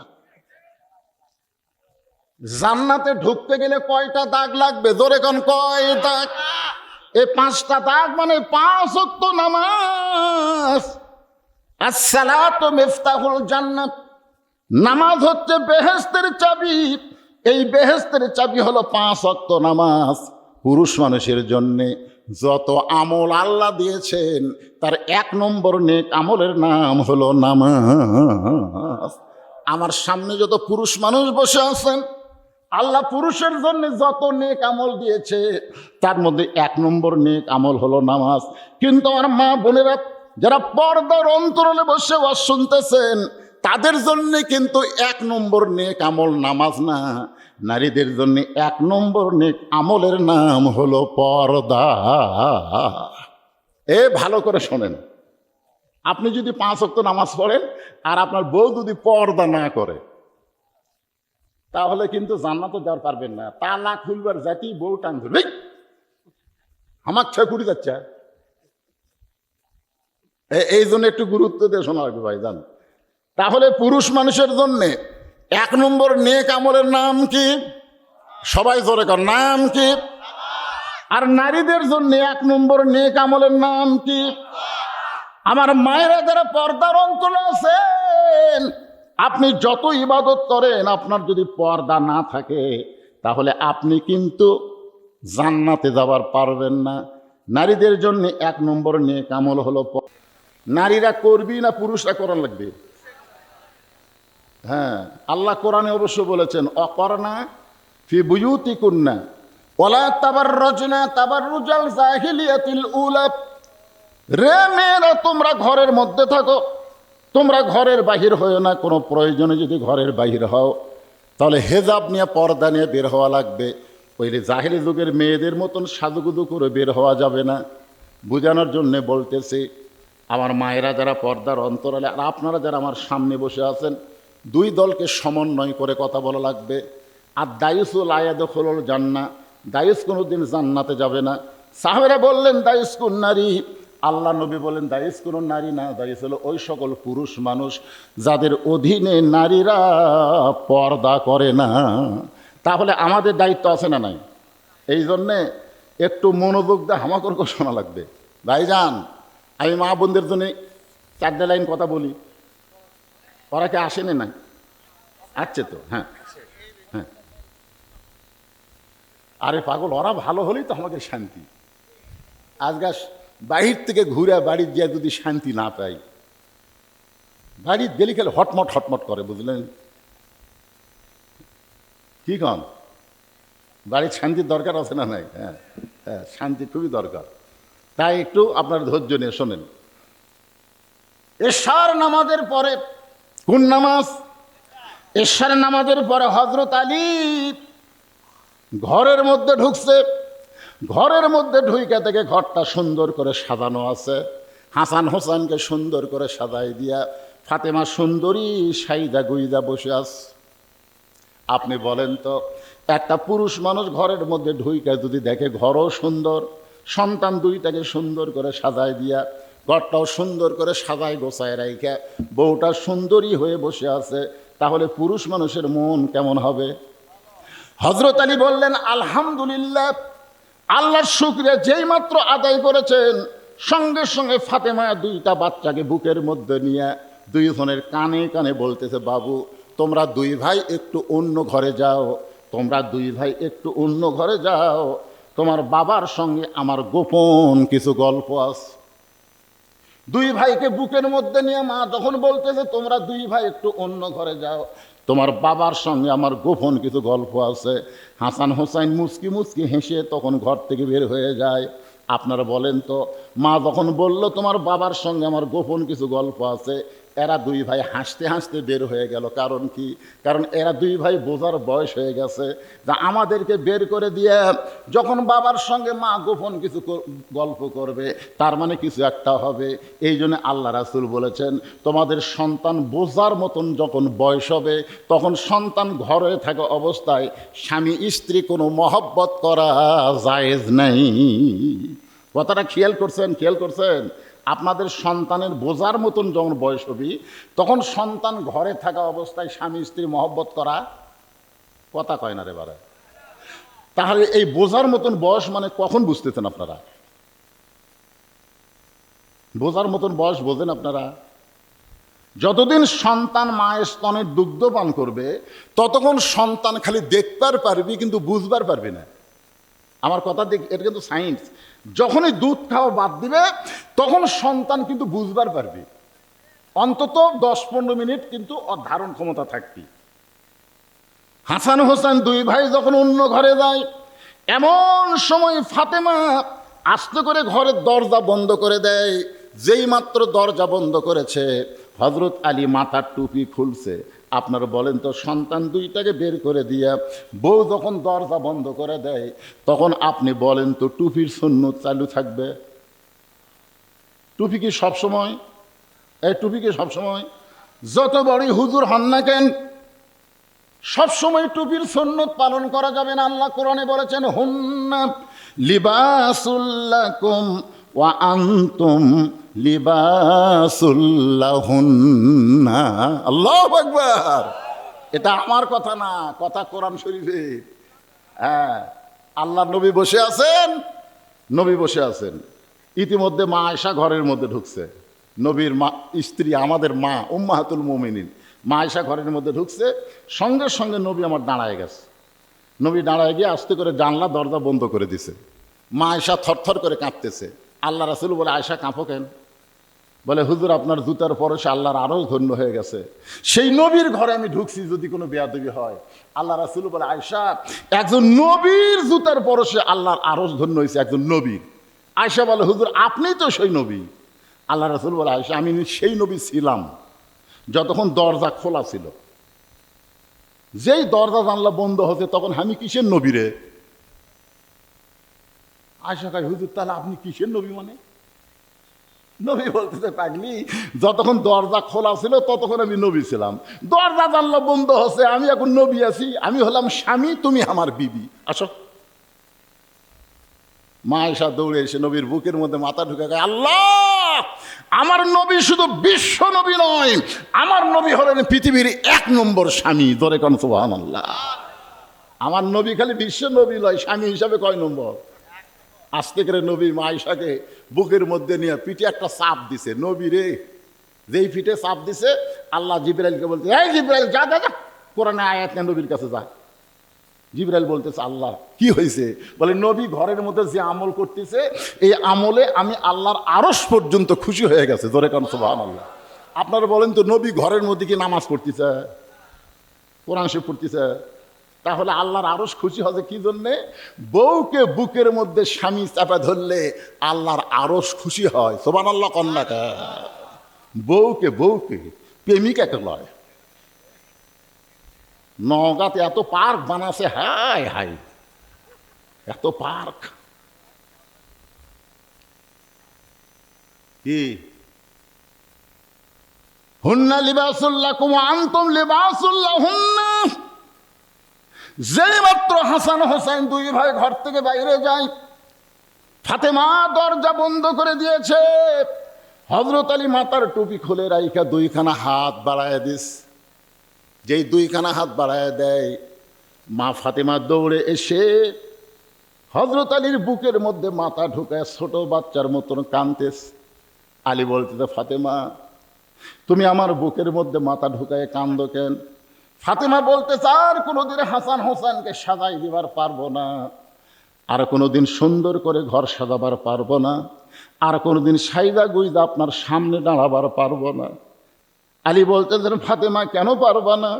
ফাতেমা বলে, স্বামী গো, আজকে গভীর রাত্রে ফাতেমার মৃত্যু হবে। যেই মাত্র কইছে আজকে গভীর রাত্রে ফাতেমার মৃত্যু হবে, গাছের গোড়া কাটলে গাছটা যেমন ঠাস করে পড়ে যায়, হযরত আলী তেমনি পড়ে গেলেন ঘরের মাঝায়। মা ফাতেমা আস্তে করে চোখের পানি মুছে, 2 হাতে চোখের পানি মুছে মুচকি মুচকি হেসে স্বামীর মাথাটা উরাতের উপরে নিয়ে কপালে একটা চুমা দিয়ে বলতে, স্বামী গো, এমন করে আপনি কাঁদবেন না, কারণ আমি বাবার মুখে শুনেছি গোটা পৃথিবীর ভিতরে আপনি হলেন সবচাইতে সৌভাগ্যবান। জোরে কান্না সুবহানাল্লাহ। আমার বাবার মুখে শুনেছি। আপনারা বলেন তো, ফাতেমার বাবার নাম কি? জোরে কান, ফাতেমার বাবার নাম কি? বিশ্ব নবী, যে নিজের থেকে একটা কথা বলে নাই। নবী সম্পর্কে আল্লাহ বলেছেন, মা ইয়ান্তিকু আনিল হাওয়া ইন হুয়া ইল্লা ওয়াহয়ুন ইউহা। আল্লাহ নবী সম্পর্কে আল্লাহ বলেছে, আমার নবী যা বলেছেন, আমি আল্লাহ যা বলাইছি তাই বলেছে। জোরে কর সুবহানাল্লাহ। ফাতেমা বলতেছে, আমি আমার বাবার মুখে শুনেছি গোটা পৃথিবীর মধ্যে আপনি হলেন 2 দিক দিয়ে সবচাইতে বড় ভাগ্যবান। 1 নম্বর হলো আপনি হলেন আসাদুল্লাহিল গালিব, 2 নম্বর হলো আনা মাদিনাতুল ইলমে ওয়া আলিউ বাবুহা। বুঝতে পারেন না আপনারা? ফাতেমা বলতেছে, আমার বাবার মুখে শুনেছি আপনি হলেন পৃথিবীর সবচাইতে বড় জ্ঞানী। সুবহানাল্লাহ কন্যা কেন? আল্লাহর নবী যখন মদিনার প্রেসিডেন্ট ছিল, মদিনার প্রেসিডেন্ট নবী ছিল না? হিজরত করার পরে নবী যখন মদিনার প্রেসিডেন্ট ছিল, ওই সময় নবীর শিক্ষামন্ত্রীর নাম কি? জানি না।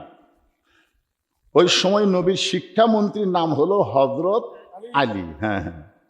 আচ্ছা, আল্লাহ নবী যখন মদিনার প্রেসিডেন্ট ছিল, ওই সময় সবচেয়ে বড় বীরের নাম কি? বীর বীর রে বীর বীর আবু বকর সিদ্দিক। হায় হায় রে, এরা কিছুই জানে না। আসাদুল্লাহিল গালিব কার নাম? উমর হচ্ছে আইন মন্ত্রী, উমর হচ্ছে আইন মন্ত্রী, আবু বকর হচ্ছেন ধর্মমন্ত্রী, আর ওসমান গনি হচ্ছেন অর্থমন্ত্রী, আর হজরত আলী হলেন শিক্ষামন্ত্রী। আর সবচাইতে বড় বীর হচ্ছেন হজরত আলী, আসাদুল্লাহিল গালিব। ধরে কোন সুবহানাল্লাহ। হ্যাঁ, ফাতেমা বলতেছে, আমি আমার বাবার মুখে শুনেছি আপনি হলেন সবচাইতে বড় জ্ঞানী, সবচাইতে বড় বীর। তো বড় জ্ঞানী, বড় বীর বইয়ের মরার খবর শুনে এভাবে পড়বি কেন? না না, এটা কি সাধারণ মানুষ? আপনি একটা বড় জ্ঞানী মানুষ, আপনি একটা বড় বীর মানুষ, তো বউ মরে যাবি আর এই কথা চিৎফাটা হয়ে পড়বি? তার মানে দেখেন, যাই রাত্রেবেলা মরবি, যাই গভীর রাত্রে মরবে, তাই স্বামী বুঝ দিচ্ছে, এলে বউ পাবেন।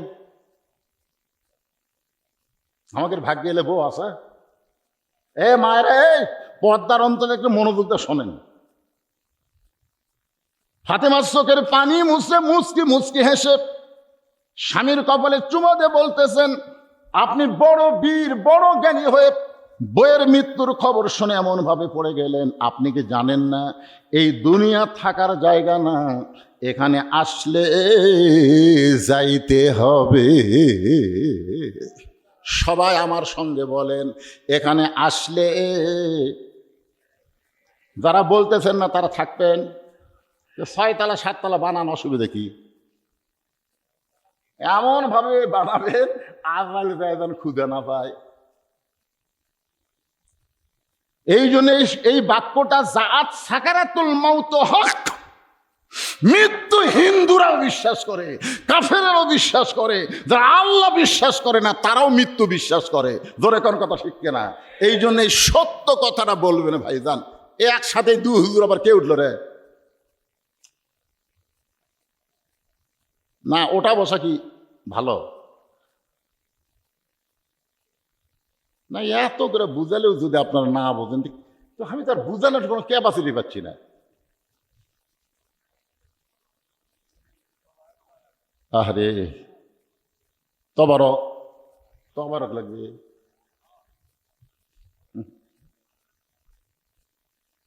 আল্লাহ, তবারকই আপনাদের কাছে দামি।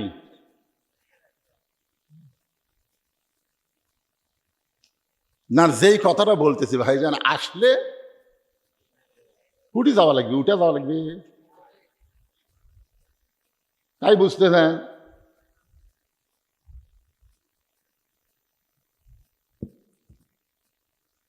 এক পলকের নাই ভরসা, উঠতেছেন, ওঠেন। এক পলকের নাই ভরসা, মিশে সকল আশা, কখন বুঝি দারুণ ঝড়ে ভাঙবে তোমার বাসা।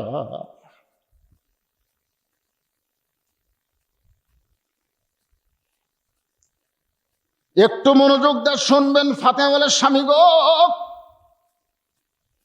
আমি মরে যাওয়ার পর আমার 3টা চাওয়া আপনাকে পুরা করা লাগবে।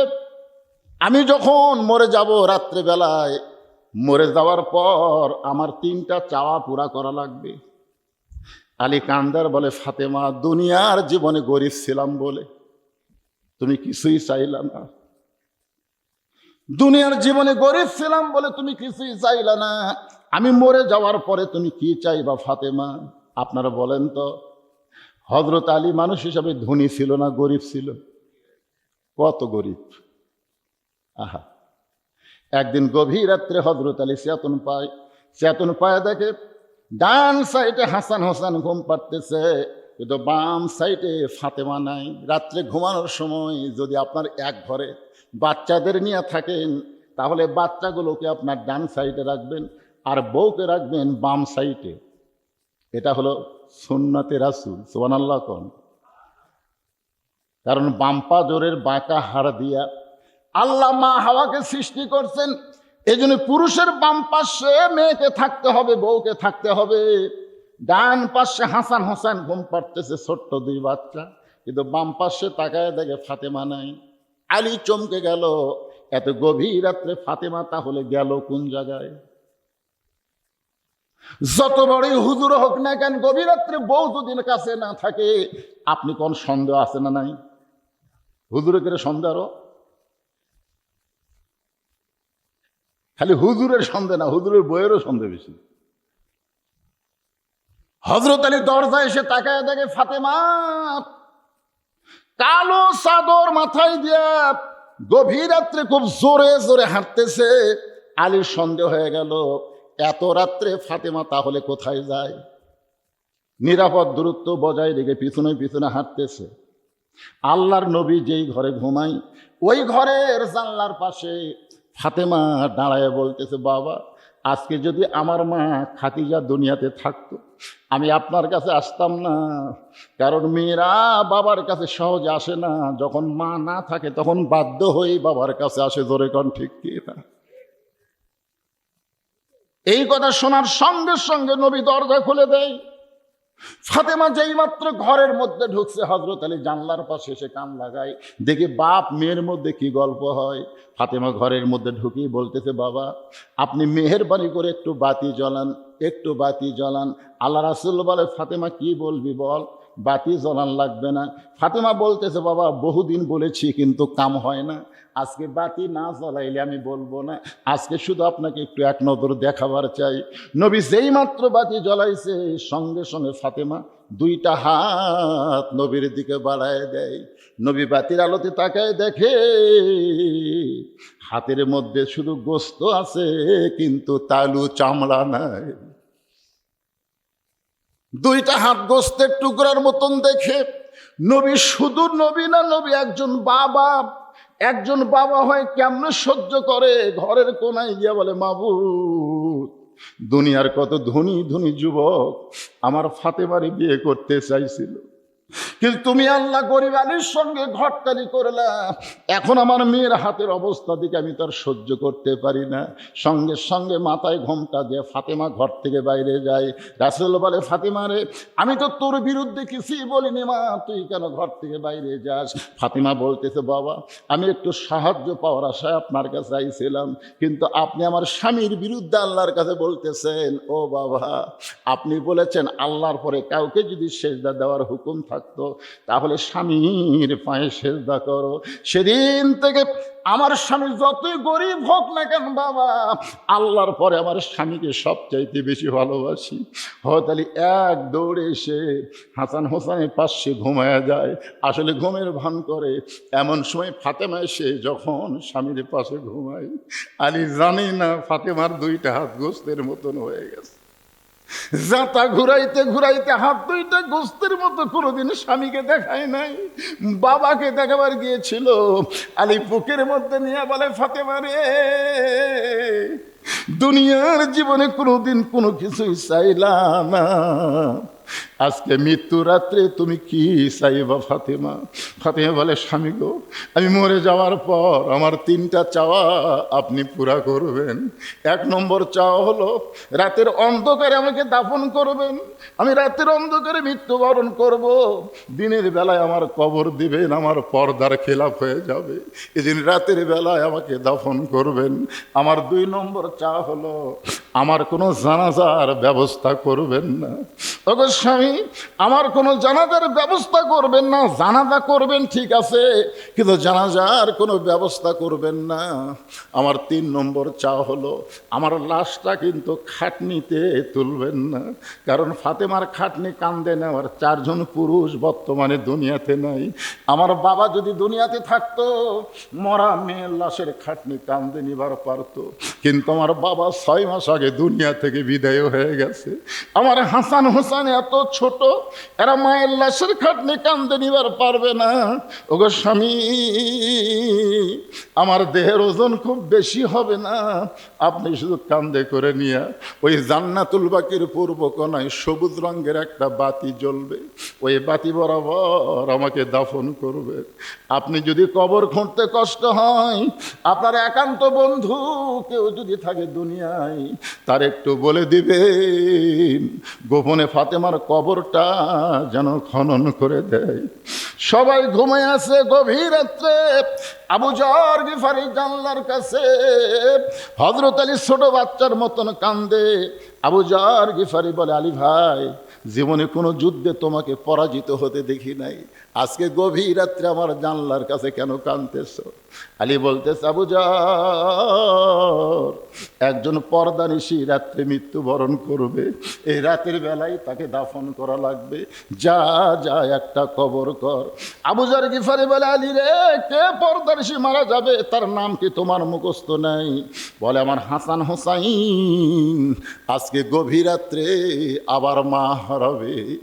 গভীর রাত্রে আবু যর গিফারি কোদাল নিয়ে ওই জান্নাতুল বাকির পূর্ব কোণায় সবুজ রঙের বাতি, যেই বাতির কোনো তার নাই, যেই বাতির কোনো সুইচ নাই, বিনা তারে বিনা সুইচে আমার আল্লাহ তাআলা অটোমেটিক জ্বলায়া দিছে। আবু যর গিফারি লক্ষ্য করে দেখে গোলাকার হয়ে আলো পড়ে নাই, কবরের মতন চারকোনা হয়ে আলোক পড়েছে।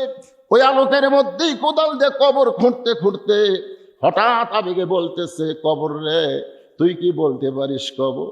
দিনের বেলা কবর না খুঁড়ে রাতের বেলা কেন খুঁড়তেছিস? কবর রে, আজকে তোর মধ্যে এমন একজন মহিয়সী নারীকে দাফন করা হবে যারা বাবা হলো আল্লাহর নবী।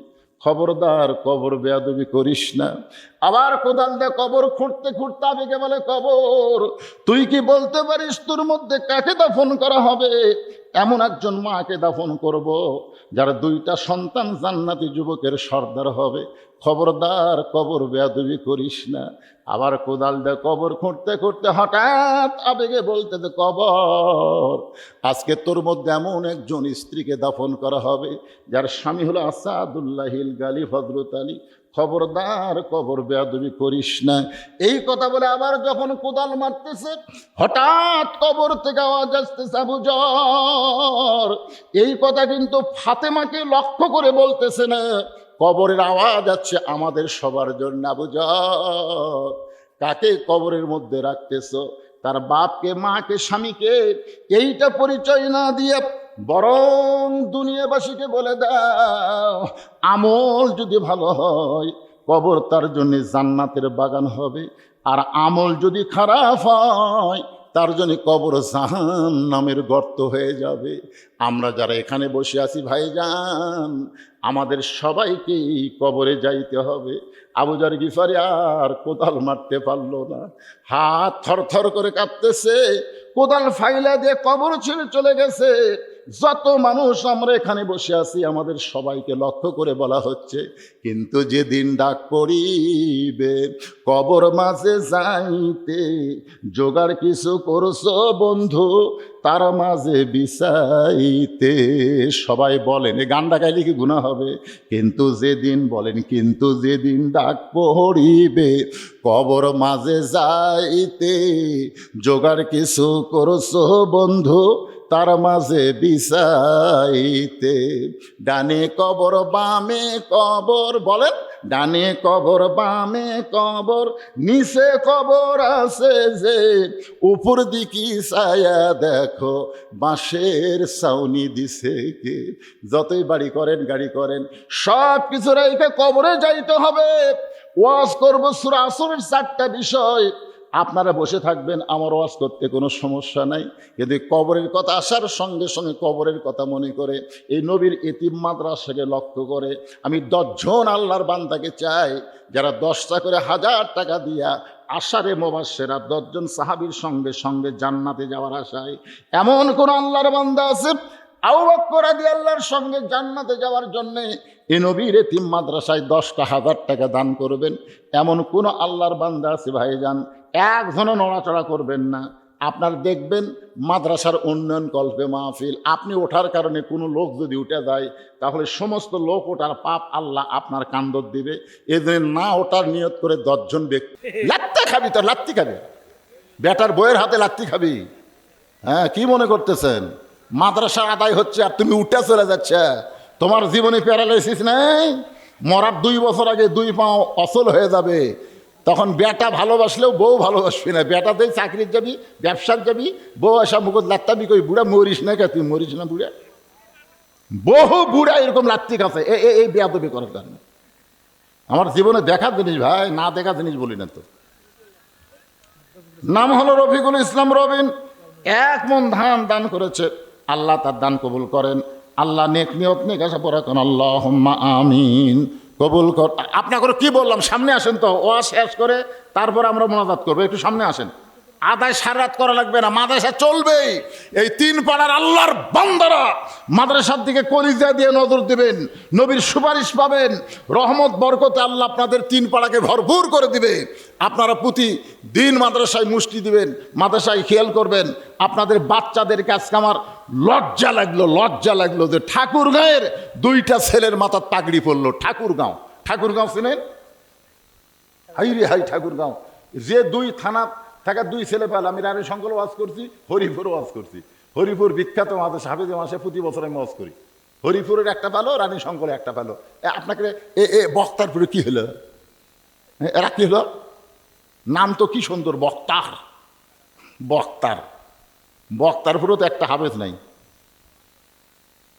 আছে, ওরা আবার হরিপুর থেকে পাগড়ি যাচ্ছে।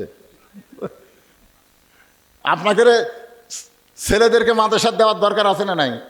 এ দেননি দেখে তো দয়া কম। আজকে আপনার ছেলেরা যদি মাদ্রাসা পড়তো তাহলে এমনি দয়া বেড়ে যেত। দয়া কমে গেছে আপনাকে। আল্লাহ রাসূল কি বলেছেন যে তুমি তোমার সন্তানকে 7 বছর থেকে তালিম দাও, 10 বছর থেকে জোর করে কি করো, নামাজ ধরাও। তা আপনার তো তালিম দেওয়া লাগবে না, মাদ্রাসায় খালি ভর্তি করে দেন। আপনার দায়িত্ব হুজুরাই নিবি। আপনার ছেলেকে পাক পবিত্র কেমনে হওয়া লাগবে, কেমনে নামাজ ধরা লাগবে, সব মাদ্রাসার হুজুরা দায়িত্ব নেবে। তা আপনার ছোট ছোট বাচ্চাদেরকে প্যারাইমারি তাকে না দিয়ে মাদ্রাসার দেবেন ইনশাল্লাহ। সিরাজুল দিঘা থেকে 1 মণ ধান দান করছে। আল্লাহ সিরাজুলের দানকে আল্লাহ আপনি কবুল করেন। আল্লাহ নেক নিয়ত নেক আশা পড়েন, আল্লাহুম্মা আমিন। একটু জিকির করেন, লা ইলাহা ইল্লাল্লাহ। আচ্ছা, মেয়েদের মধ্যে তো আদায় হলো, ছেলে কুটি গেল? তা আসে না কে রে? এরা টেকা লেখে আর এক ধারত যাচ্ছে নাকি রে বারা? মানে এতক্ষণ লাগে মেয়েদের মতো আদায় করতে? একটু বিশ্বস্ত লোক পাঠাবে না ভাই রে। শেষে কোন দিক দিয়ে আউট হয়ে চলে যাবি। কারণ এখন ছেলেরা ইয়েবাখোর, বাবাখোর, ইদিয়াখোর, মেলাখোর হচ্ছে। ধরেন ঠিক কিনা? আমি এই বছরে দিনের বেলা মাহফিল করতেছিলাম মিঠাপুকুরের মধ্যে। তো মাহফিল কমিটির লোকেরা আদায় করে যায়, শুনতেছে যে একদল আদায় করে লেগে গেছে। মানে এরা যাওয়ার আগে আর একদল চলে গেছে। খুব সমস্যা তো মেয়েদের মধ্যে। এই জন্য বিশ্বস্ত লোক লাগবে, লেবাস লাগবে, মানে চিহ্ন থাকা লাগবে। আপনাদের মধ্যে আদায় হচ্ছে, ছেলেপেলেরা আপনাদের মধ্যে আদায় করছে 10, 20, 50, 100 টাকা আদায় করছে। তো সেটা কোটি গেল? আচ্ছা,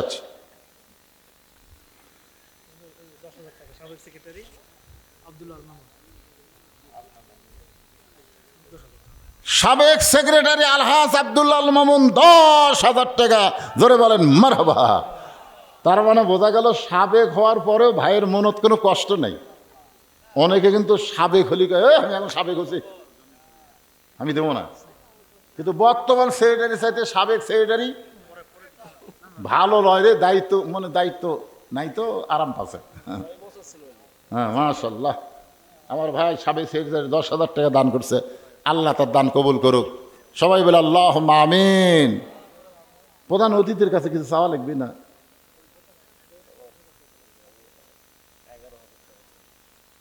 11,000 দিবেন না? তাও 11,000 দিবেন, মানে 10-এর উপর আছে না? উপর আছে।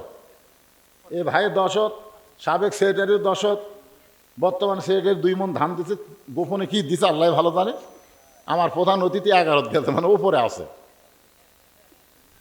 সবাই দিবেন, সবাই দিবেন, কার উপর চাপ দিয়ে মাদ্রাসা হয় না, সবাই মিলেমিশে মাদ্রাসা করতে হয়, ঠিক কিনা বলেন? সবাই মিলেমিশে মহব্বতে।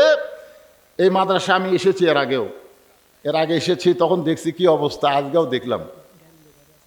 হ্যাঁ, গাড়িটা বলে দাঁড়িয়ে আছে অনেক টাকার মালিক, হাফিজ শামসির ভাই। কে ভাই? এ ভাই তো লড়েনি রে, ওই প্রথম থেকে ওটা এইভাবে আছে, ওর গাড়িও পড়ে না, কিভাবে থসে ওটা? ভাই কন, আপনি কন, 3 চাকা নাকি ওটার? ও 3 চাকা, তাই তো পড়ে না। কন ভাই, সোনার চাঁদের মতন চেহারা রে।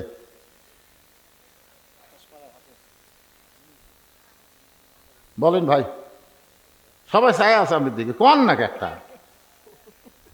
এটা কি 5,000?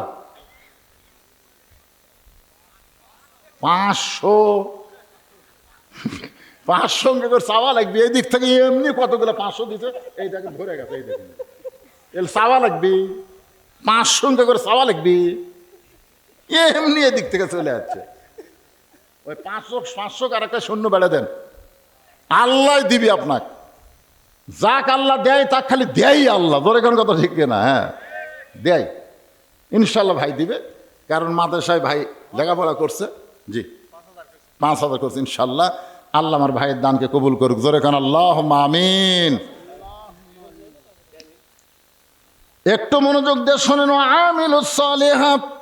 সূরা আসরের 2 নম্বর বিষয়, পুরুষের 1 নম্বর হলো নামাজ, আর নারীদের নেক আমলের 1 নম্বর হলো পর্দা। পুরুষের জন্য 1 নম্বর নেক আমল কি? নামাজ। আর নারীদের 1 নম্বর নেক আমল হলো পর্দা। আমি সেই পর্দার কথা বলতে গিয়া মা ফাতেমাকে নিয়ে আপনাদের সামনে আলোচনা করতেছিলাম। এখন চলে আসেন ওয়াতাওয়াসাউ বিল হক।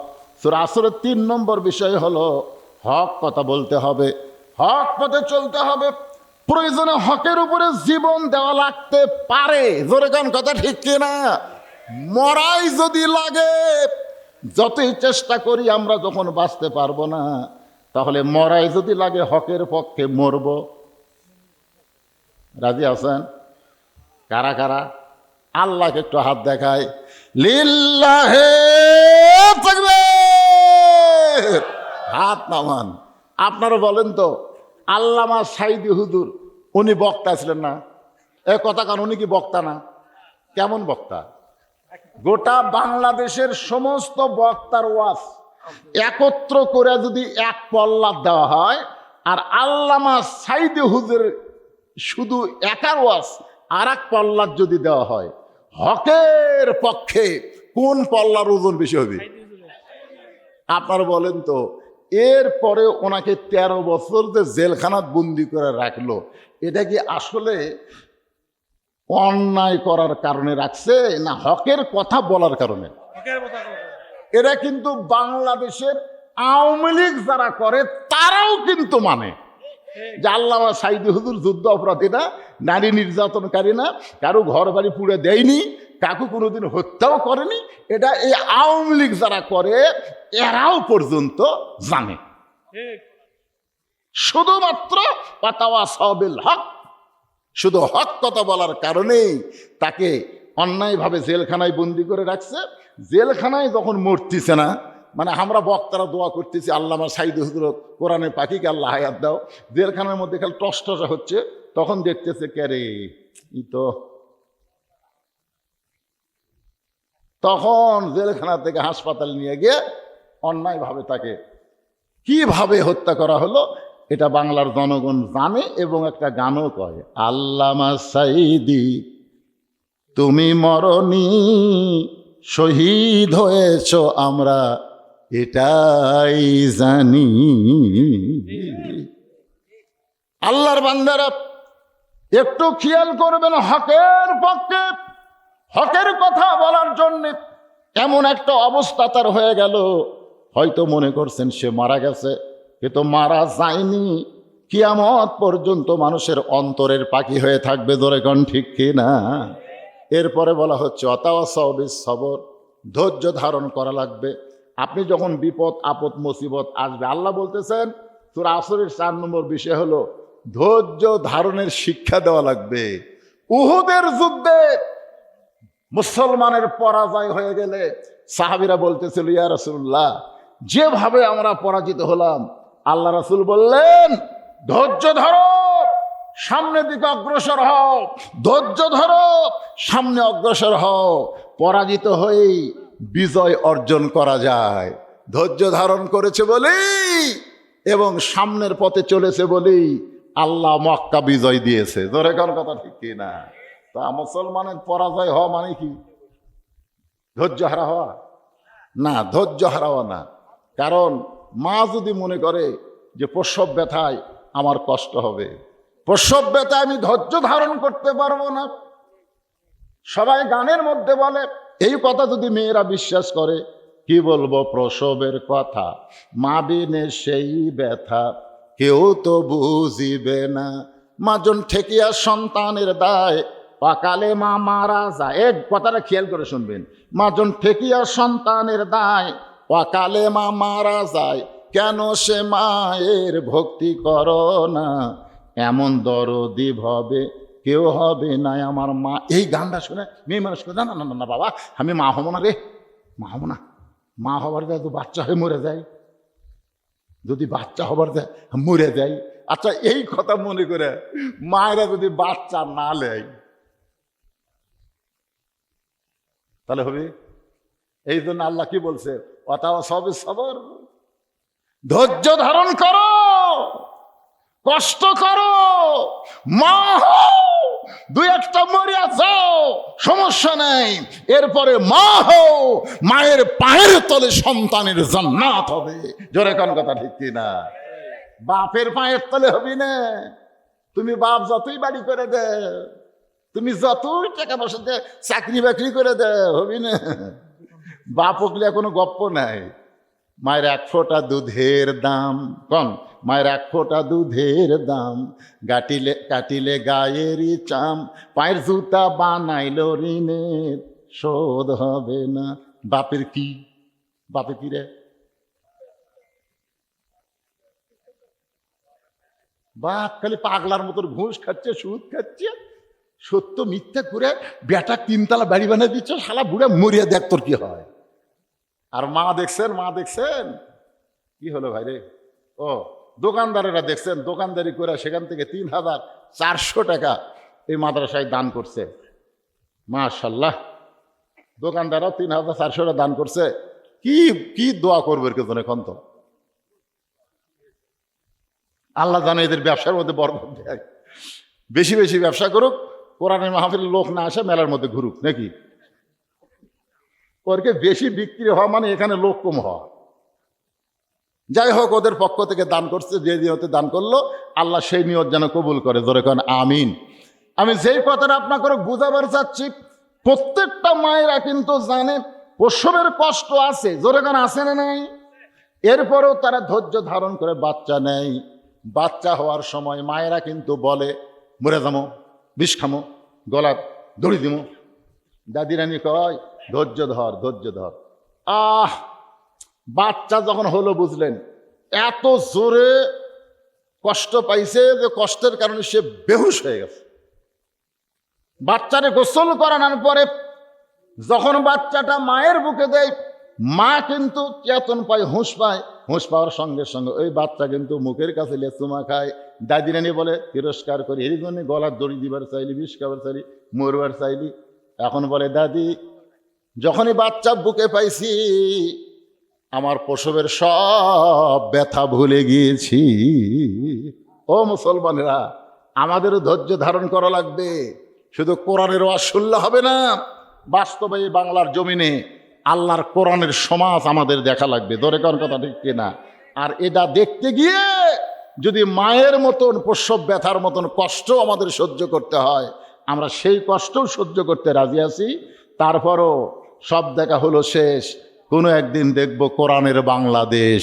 জোরে কোন আল্লাহ যেন সকলের জন্য কবুল করে। সকলে বলি আল্লাহুম্মা আমিন। সবাই ইস্তেগফার পড়েন, আস্তাগফিরুল্লাহ রব্বি মিন কুল্লি জামবে অতুবু ইলাইহি লা হাওলা ওয়ালা কুওয়াতা ইল্লা বিল্লাহিল। আব্দুল জলিল 1 মণ ধান দান করবে। আব্দুল জলিলের দানকে আল্লাহ আপনি কবুল করেন। আল্লাহুম্মা আমিন। ভাইজান, সবাই মাদ্রাসাকে মহব্বত করবেন, মাদ্রাসার দিকে খেয়াল রাখবেন, কোনো হিংসা না, বিদ্বেষ না। এই মাদ্রাসা চালু থাকবে, অত্র এলাকার উপরে আল্লাহ তাআলা আসমানি গজব জমিনি গজব থেকে হেফাজত করবে। এই জন্য সবাই মিলেমিশে মহব্বতে। আজকে প্রধান অতিথির কথা শুনলে যা বুঝলাম, আপনারা মাঝে মধ্যে একটু কেমন যেন হচ্ছেন, লসে পড়তেছে। লস কি হবে? মুক্ত হস্তে দিয়ে দিবেন। আপনি দিবেন একদিকে, আল্লাহ আপনাকে দিবে 10 দিক। এটা আমার কথা না, আল্লাহ কোরআনই বলেছেন, ওমা তুনফিকু মিন শাইইন ফি সাবিলিল্লাহি ইউওয়াফা ইলাইকুম ওয়া আনতুম লা তুজলামুন।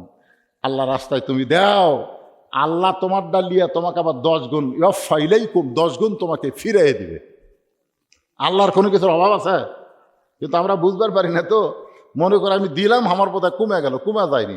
আল্লাহ অন্য দিক দিয়ে আপনাকে বরকত দিবে, বিপদ আপদ মুসিবত থেকে আল্লাহ হেফাজত করবে। আল্লাহ সকলকে কবুল করুন। সভাপতি ভাই, আপনি কিছু বলবেন?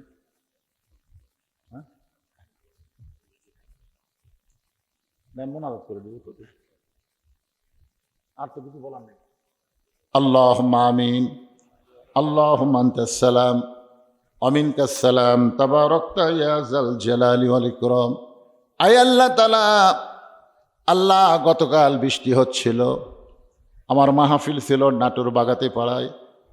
মনে হচ্ছিল আজকের বক্তারপুরের মাহফিল। বৃষ্টি হয় কিনা জানি না, কারণ এর আগে একবার এসেছিলাম, কঠিন বৃষ্টি হয়েছিল। আল্লাহ কত সুন্দরভাবে আজকের মাহফিলের পরিসমাপ্তি হলো। আল্লাহ মাগরিবের নামাজের পর থেকে রাত প্রায় 12:15 বাজতেছে। এই দীর্ঘ সময় পর্যন্ত তোমার পাগল বান্দা বান্দিরা আরামের বাড়ি ঘুমকে বাদ দেয়া কোরআন হাদিসের মহাব্বত কলিজার মধ্যে নিয়ে এই জান্নাতের বাগানে বসে বসে কোরআন হাদিস আলোচনা শোনার শেষে আমি গুনাহগারের সঙ্গে রহমতের দরজায় ফকির হয়ে দোকানা হাত তুলেছে। মেহেরবানি করে আজকের মাহফিল আমাদের সকলের হেদায়েতের জন্যে, নাজাতের জন্যে, জান্নাতের জন্যে কবুল করে নাও। এই মাহফিলের শুরু থেকে শেষ পর্যন্ত যত আলোচনা হয়েছে আল্লাহ, এর মধ্যে যদি ত্রুটি হয়, ভুল হয়, মাফ করে দাও। রেজা হাদিয়া মঞ্জুর করো। সোনার মদিনায় নবী পাকের রওজা মুবারকে আল্লাহ তুমি কবুল করে নাও। তামাম আম্বিয়াই কেরাম, আসহাবে কেরাম, তাবিনী কেরাম, তাবিনী কেরাম, তামাম পৃথিবীর মাটির নিচে যত মুমিন মুমিনা শুয়ে আছে আল্লাহ, সকলের আরওয়াহ হাদিয়া কবুল করো। আল্লাহ আমরা যারা হাত তুলেছি, আমাদের জনম দুখুনি মা বাবা, দরদের বাবা যাদের কবরে গেছে, আল্লাহ মেহেরবানি করে মা বাবার কবরকে জান্নাতের টুকরা বানিয়ে দাও। আমাদের দাদা দাদি, নানা নানি, আত্মীয় স্বজন, শ্বশুর শাশুড়ি যাদের কবরবাসী হয়ে গেছে, কবরবাসীদের মাফ করে দাও।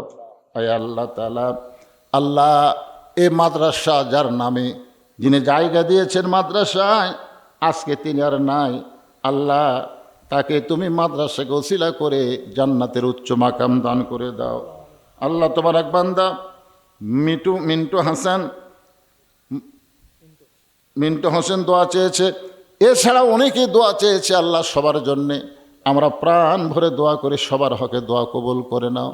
আজকের মাহফিলের সম্মানিত সভাপতিকে আল্লাহ তুমি কবুল করো। সহসভাপতির মধ্যে যাদের নাম রয়েছে আল্লাহ সকলকে কবুল করো। আজকের মাহফিলের প্রধান অতিথি আল্লাহ অত্যন্ত দরদি মানুষ, মাদ্রাসাকে মহব্বত করে। আল্লাহ একদিন কি মাদ্রাসা দিকে গিয়েছিলাম, আজকে মাদ্রাসা দেখে প্রাণ ভরে গেল। আয় আল্লাহ, আল্লাহ মেহেরবানি করে প্রধান অতিথিকে আল্লাহ তুমি কবুল করো। তিনি যেভাবে মাদ্রাসার দিকে নজর দিয়েছেন, মৃত্যু অবধি পর্যন্ত এমন নেক নজর দেওয়ার তৌফিক দিয়ে দিও। আল্লাহ তার ভাইরাও ঢাকাতে থাকে, সেখান থেকে মাদ্রাসাকে মহব্বত করে টাকা পয়সা দেয়। আল্লাহ তাদেরকেও তুমি রহমত বরকতে কবুল করে নাও। আল্লাহ মোনাজাত করা অবস্থায় একজন 500 টাকা দান করেছে, হালিমা খাতুন, তার দানকে কবুল করো। আজকের মাহফিলের আল্লাহ মাদ্রাসার বর্তমান সেক্রেটারি, কেশিয়ার, মাদ্রাসার সদস্য, মাদ্রাসার সাবেক কেশিয়ার, সাবেক সেক্রেটারি, সাবেক সভাপতি, যারা এই মাদ্রাসার দাতা এবং সদস্য সকলকেই কবুল করো। খাস করে এই 3টা পাড়ার উপরে মাদ্রাসা। আল্লাহ 3টা পাড়ার উপরে রহমত বরকতের দরজা খুলে দাও। আল্লাহ সবাই শত্রুতা ব্যক্তিগত হতে পারে, কিন্তু মাদ্রাসার ব্যাপারে কোনো রেষারেষি, কোনো শত্রুতা যেন না হয়। আল্লাহ নবীর ঘরের প্রতি সবার মহব্বত বাড়ায় দাও। মাদ্রাসার প্রত্যেকটা ছোট ছোট বাচ্চাকে, এই গ্রামের বাচ্চাদেরকে মাদ্রাসার তালবে ইলম হওয়ার তৌফিক দাও। আল্লাহ মাদ্রাসার মুহতামিম, মাদ্রাসার ওস্তাদ, মাদ্রাসার তালবে ইলম, যে 2 জনের মাথায় পাগড়ি পরানো হলো, আল্লাহ সকলকেই কবুল করে নাও। আল্লাহ যারা মাদ্রাসার বাচ্চাদেরকে জায়গি রাখছে, আল্লাহ তাদের বাড়িতে বরকত দিও। আরও বাচ্চাদেরকে যেন জায়গি নিতে পারে এমন ইমানি শক্তি বরকত তাদের দান করে দাও। আয় আল্লাহ প্রতিষ্ঠাতা হুজুর যিনি ছিলেন, তিনি দুনিয়া থেকে বিদায় হয়ে গেছে। আল্লাহ মাদ্রাসা উসিলা করে তার কবরকে জান্নাতের উচ্চ মাকাম হিসাবে কবুল করে নাও। আয় আল্লাহ তাআলা, আমি গুনাহগার বলে দোয়া ফিরাই দিয়েন না। এতগুলো মানুষের মধ্যে যার 2 হাত পছন্দ করেন, সেই 2 হাতের উসিলাই মাহফিলকে কবুল করেন।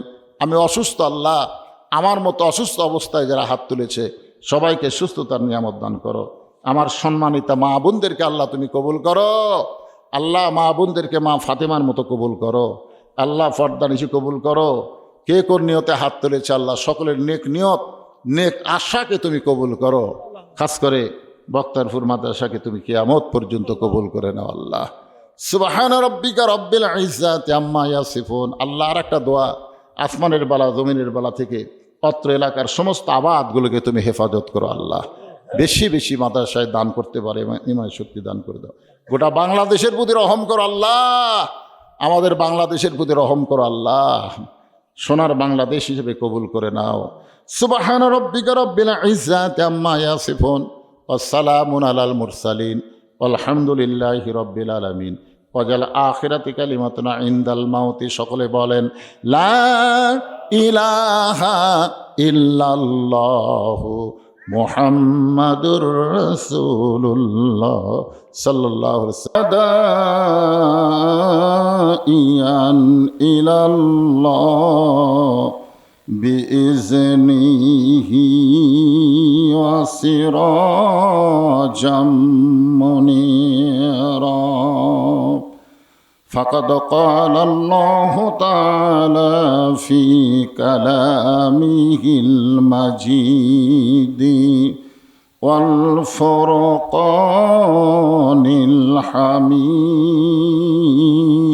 الحميد। জবান খুলে সকলে পড়েন আউযু বিল্লাহি মিনাশ শাইতানির রাজিম। বিসমিল্লাহির রহমানির রহিম। ওয়াল আসরি ইন্নাল ইনসানা লাফি খুসর ইল্লাল্লাযীনা আমানু ওয়া আমিলুস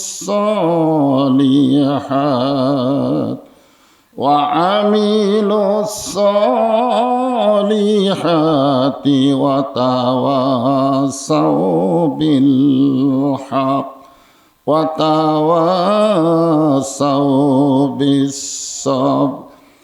ইন্নাল্লাহা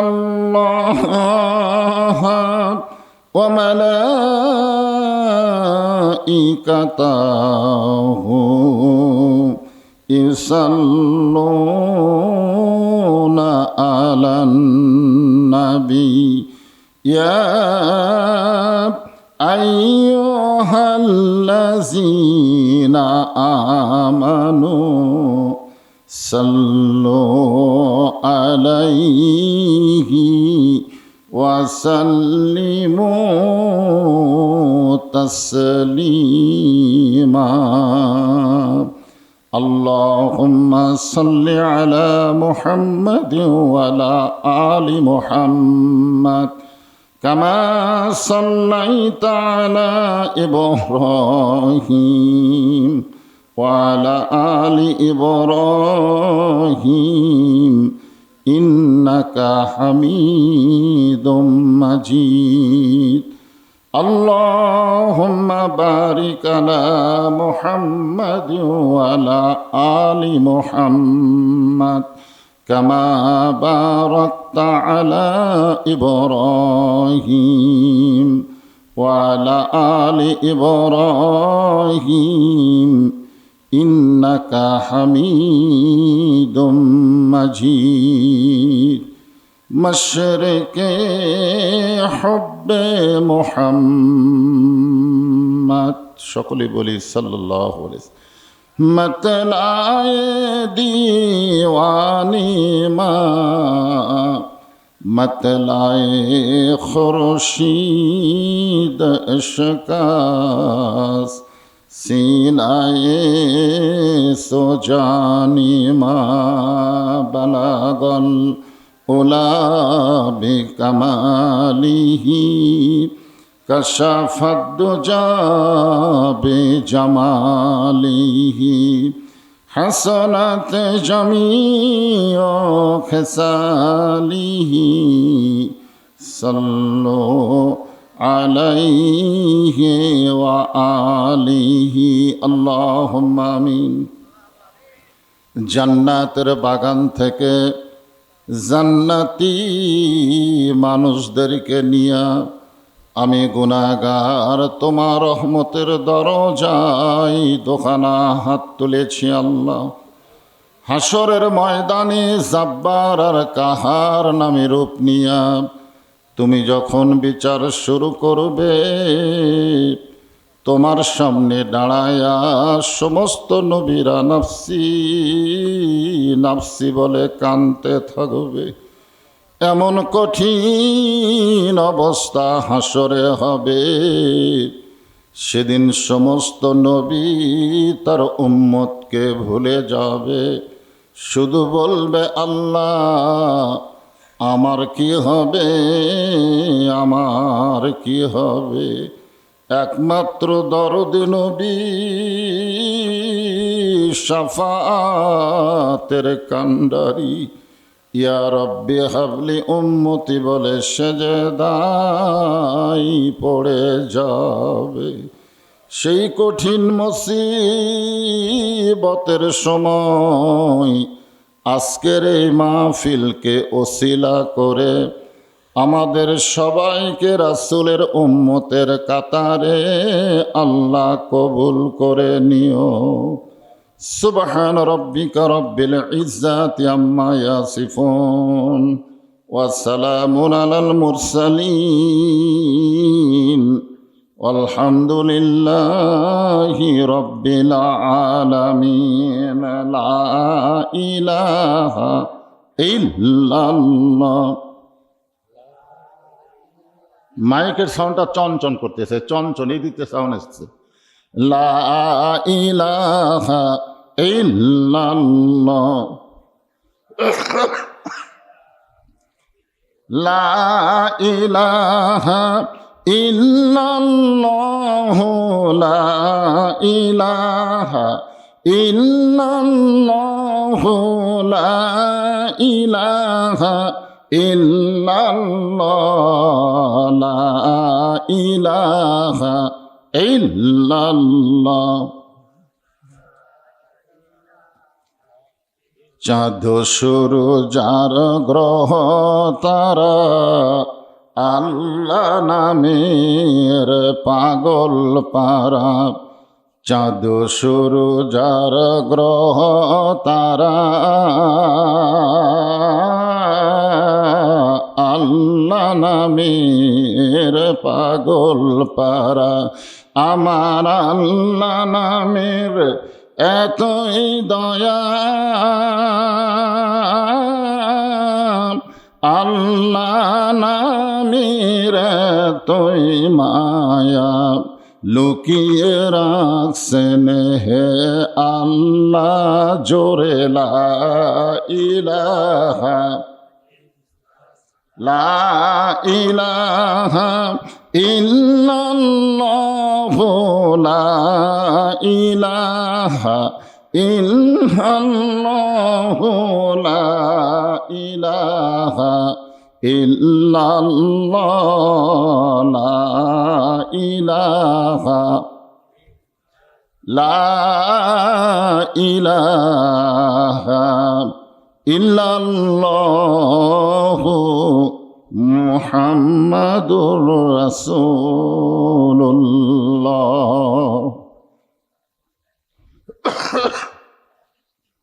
সকলেই বলি সাল্লাল্লাহু আলাইহি ওয়াসাল্লাম। দীঘা, বক্তারপুর, বরুণকান্দি আজহারুল উলুম হাফিজি কওমি মাদ্রাসা কমিটি কর্তৃক আয়োজিত আজকের এই 35তম তাফসিরুল কোরআন মাহফিল। আজকের এই মাহফিল আল্লাহ তাআলা যিনাকে সম্মানিত সভাপতির আসনে কবুল করেছেন, জনাব মোহাম্মদ আমিরুজ্জামান মুকুল। আজকের এই মাহফিলের সম্মানিত সভাপতিকে অন্তরের অন্তঃস্থল থেকে আমি শুভেচ্ছা জ্ঞাপন করছি। আজকের এই মাহফিলের সম্মানিত সহসভাপতি বৃন্দ সকলকেই আন্তরিকভাবে শুভেচ্ছা জ্ঞাপন করছি। সম্মানিত প্রধান অতিথি আলহাজ CM এহিয়া রতন, আজকের এই মাহফিলের সম্মানিত প্রধান অতিথি সহ সম্মানিত বিশেষ অতিথিবৃন্দ সকলকেই অন্তরের অন্তঃস্থল থেকে আমি শুভেচ্ছা জ্ঞাপন করছি। আজকের এই মাহফিলের সম্মানিত ওলামায়ে কেরাম, সম্মানিত সুধীজন, সম্মানিত আলেম ওলামা, আপনাদের মাঝে মাঝে যে সমস্ত আলেম ওলামা বসে আছেন, মঞ্চে আছেন, মাগরিবের নামাজের পর থেকে এতক্ষণ পর্যন্ত কোরআন হাদিসের আলোকে অত্যন্ত গুরুত্বপূর্ণ আলোচনা করে আপনাদেরকে শোনালেন, আলেম ওলামা সহ বক্তাগণকে অন্তরের অন্তঃস্থল থেকে আমি শুভেচ্ছা জ্ঞাপন করছি। এই মুহূর্তে আমার সামনে যারা বসে আছেন, যিনাদেরকে আল্লাহ দয়া করে, রহম করে, মেহেরবানি করে আজকের এই জান্নাতের বাগানে কবুল করেছেন, আমরা ইচ্ছা করে এখানে আসতে পারি নাই, আল্লাহ আমাদেরকে চাইছে বলে আমরা এখানে উপস্থিত হতে পেরেছি।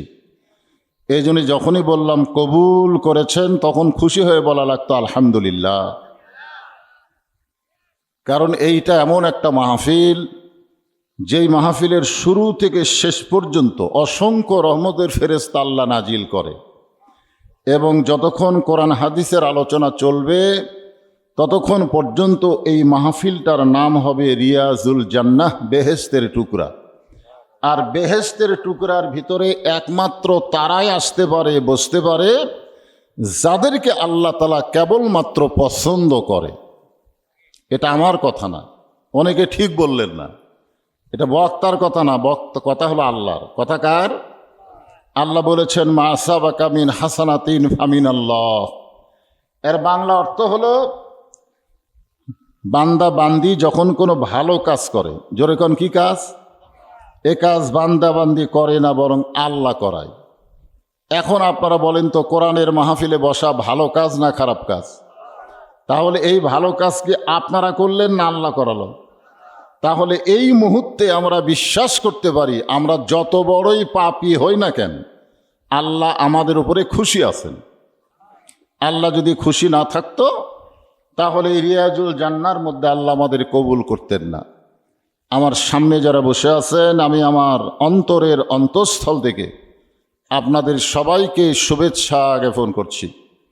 সম্মানিত মা বোনেরা, পর্দার অন্তরালে বসে বসে যারা আলোচনা শুনতেছেন, আমি তাদেরকেও শ্রদ্ধা জ্ঞাপন করে এই মুহূর্তে জানতে চাচ্ছি আপনারা সকলে কেমন আছেন?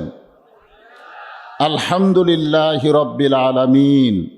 যে আল্লাহ শারীরিক সুস্থতা, মানসিক প্রশান্তি দান করে আজকের এই জান্নাতের বাগানে কবুল করলেন, আমরা সে আল্লাহর উপরে কম খুশি না বেশি?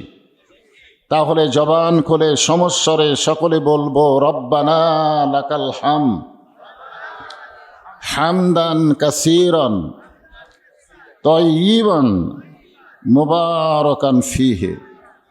আমরা এমন একজন আল্লাহর প্রশংসা করলাম, যার প্রশংসা না করলে তার কোনো ক্ষতি নাই। ক্ষতি আছে?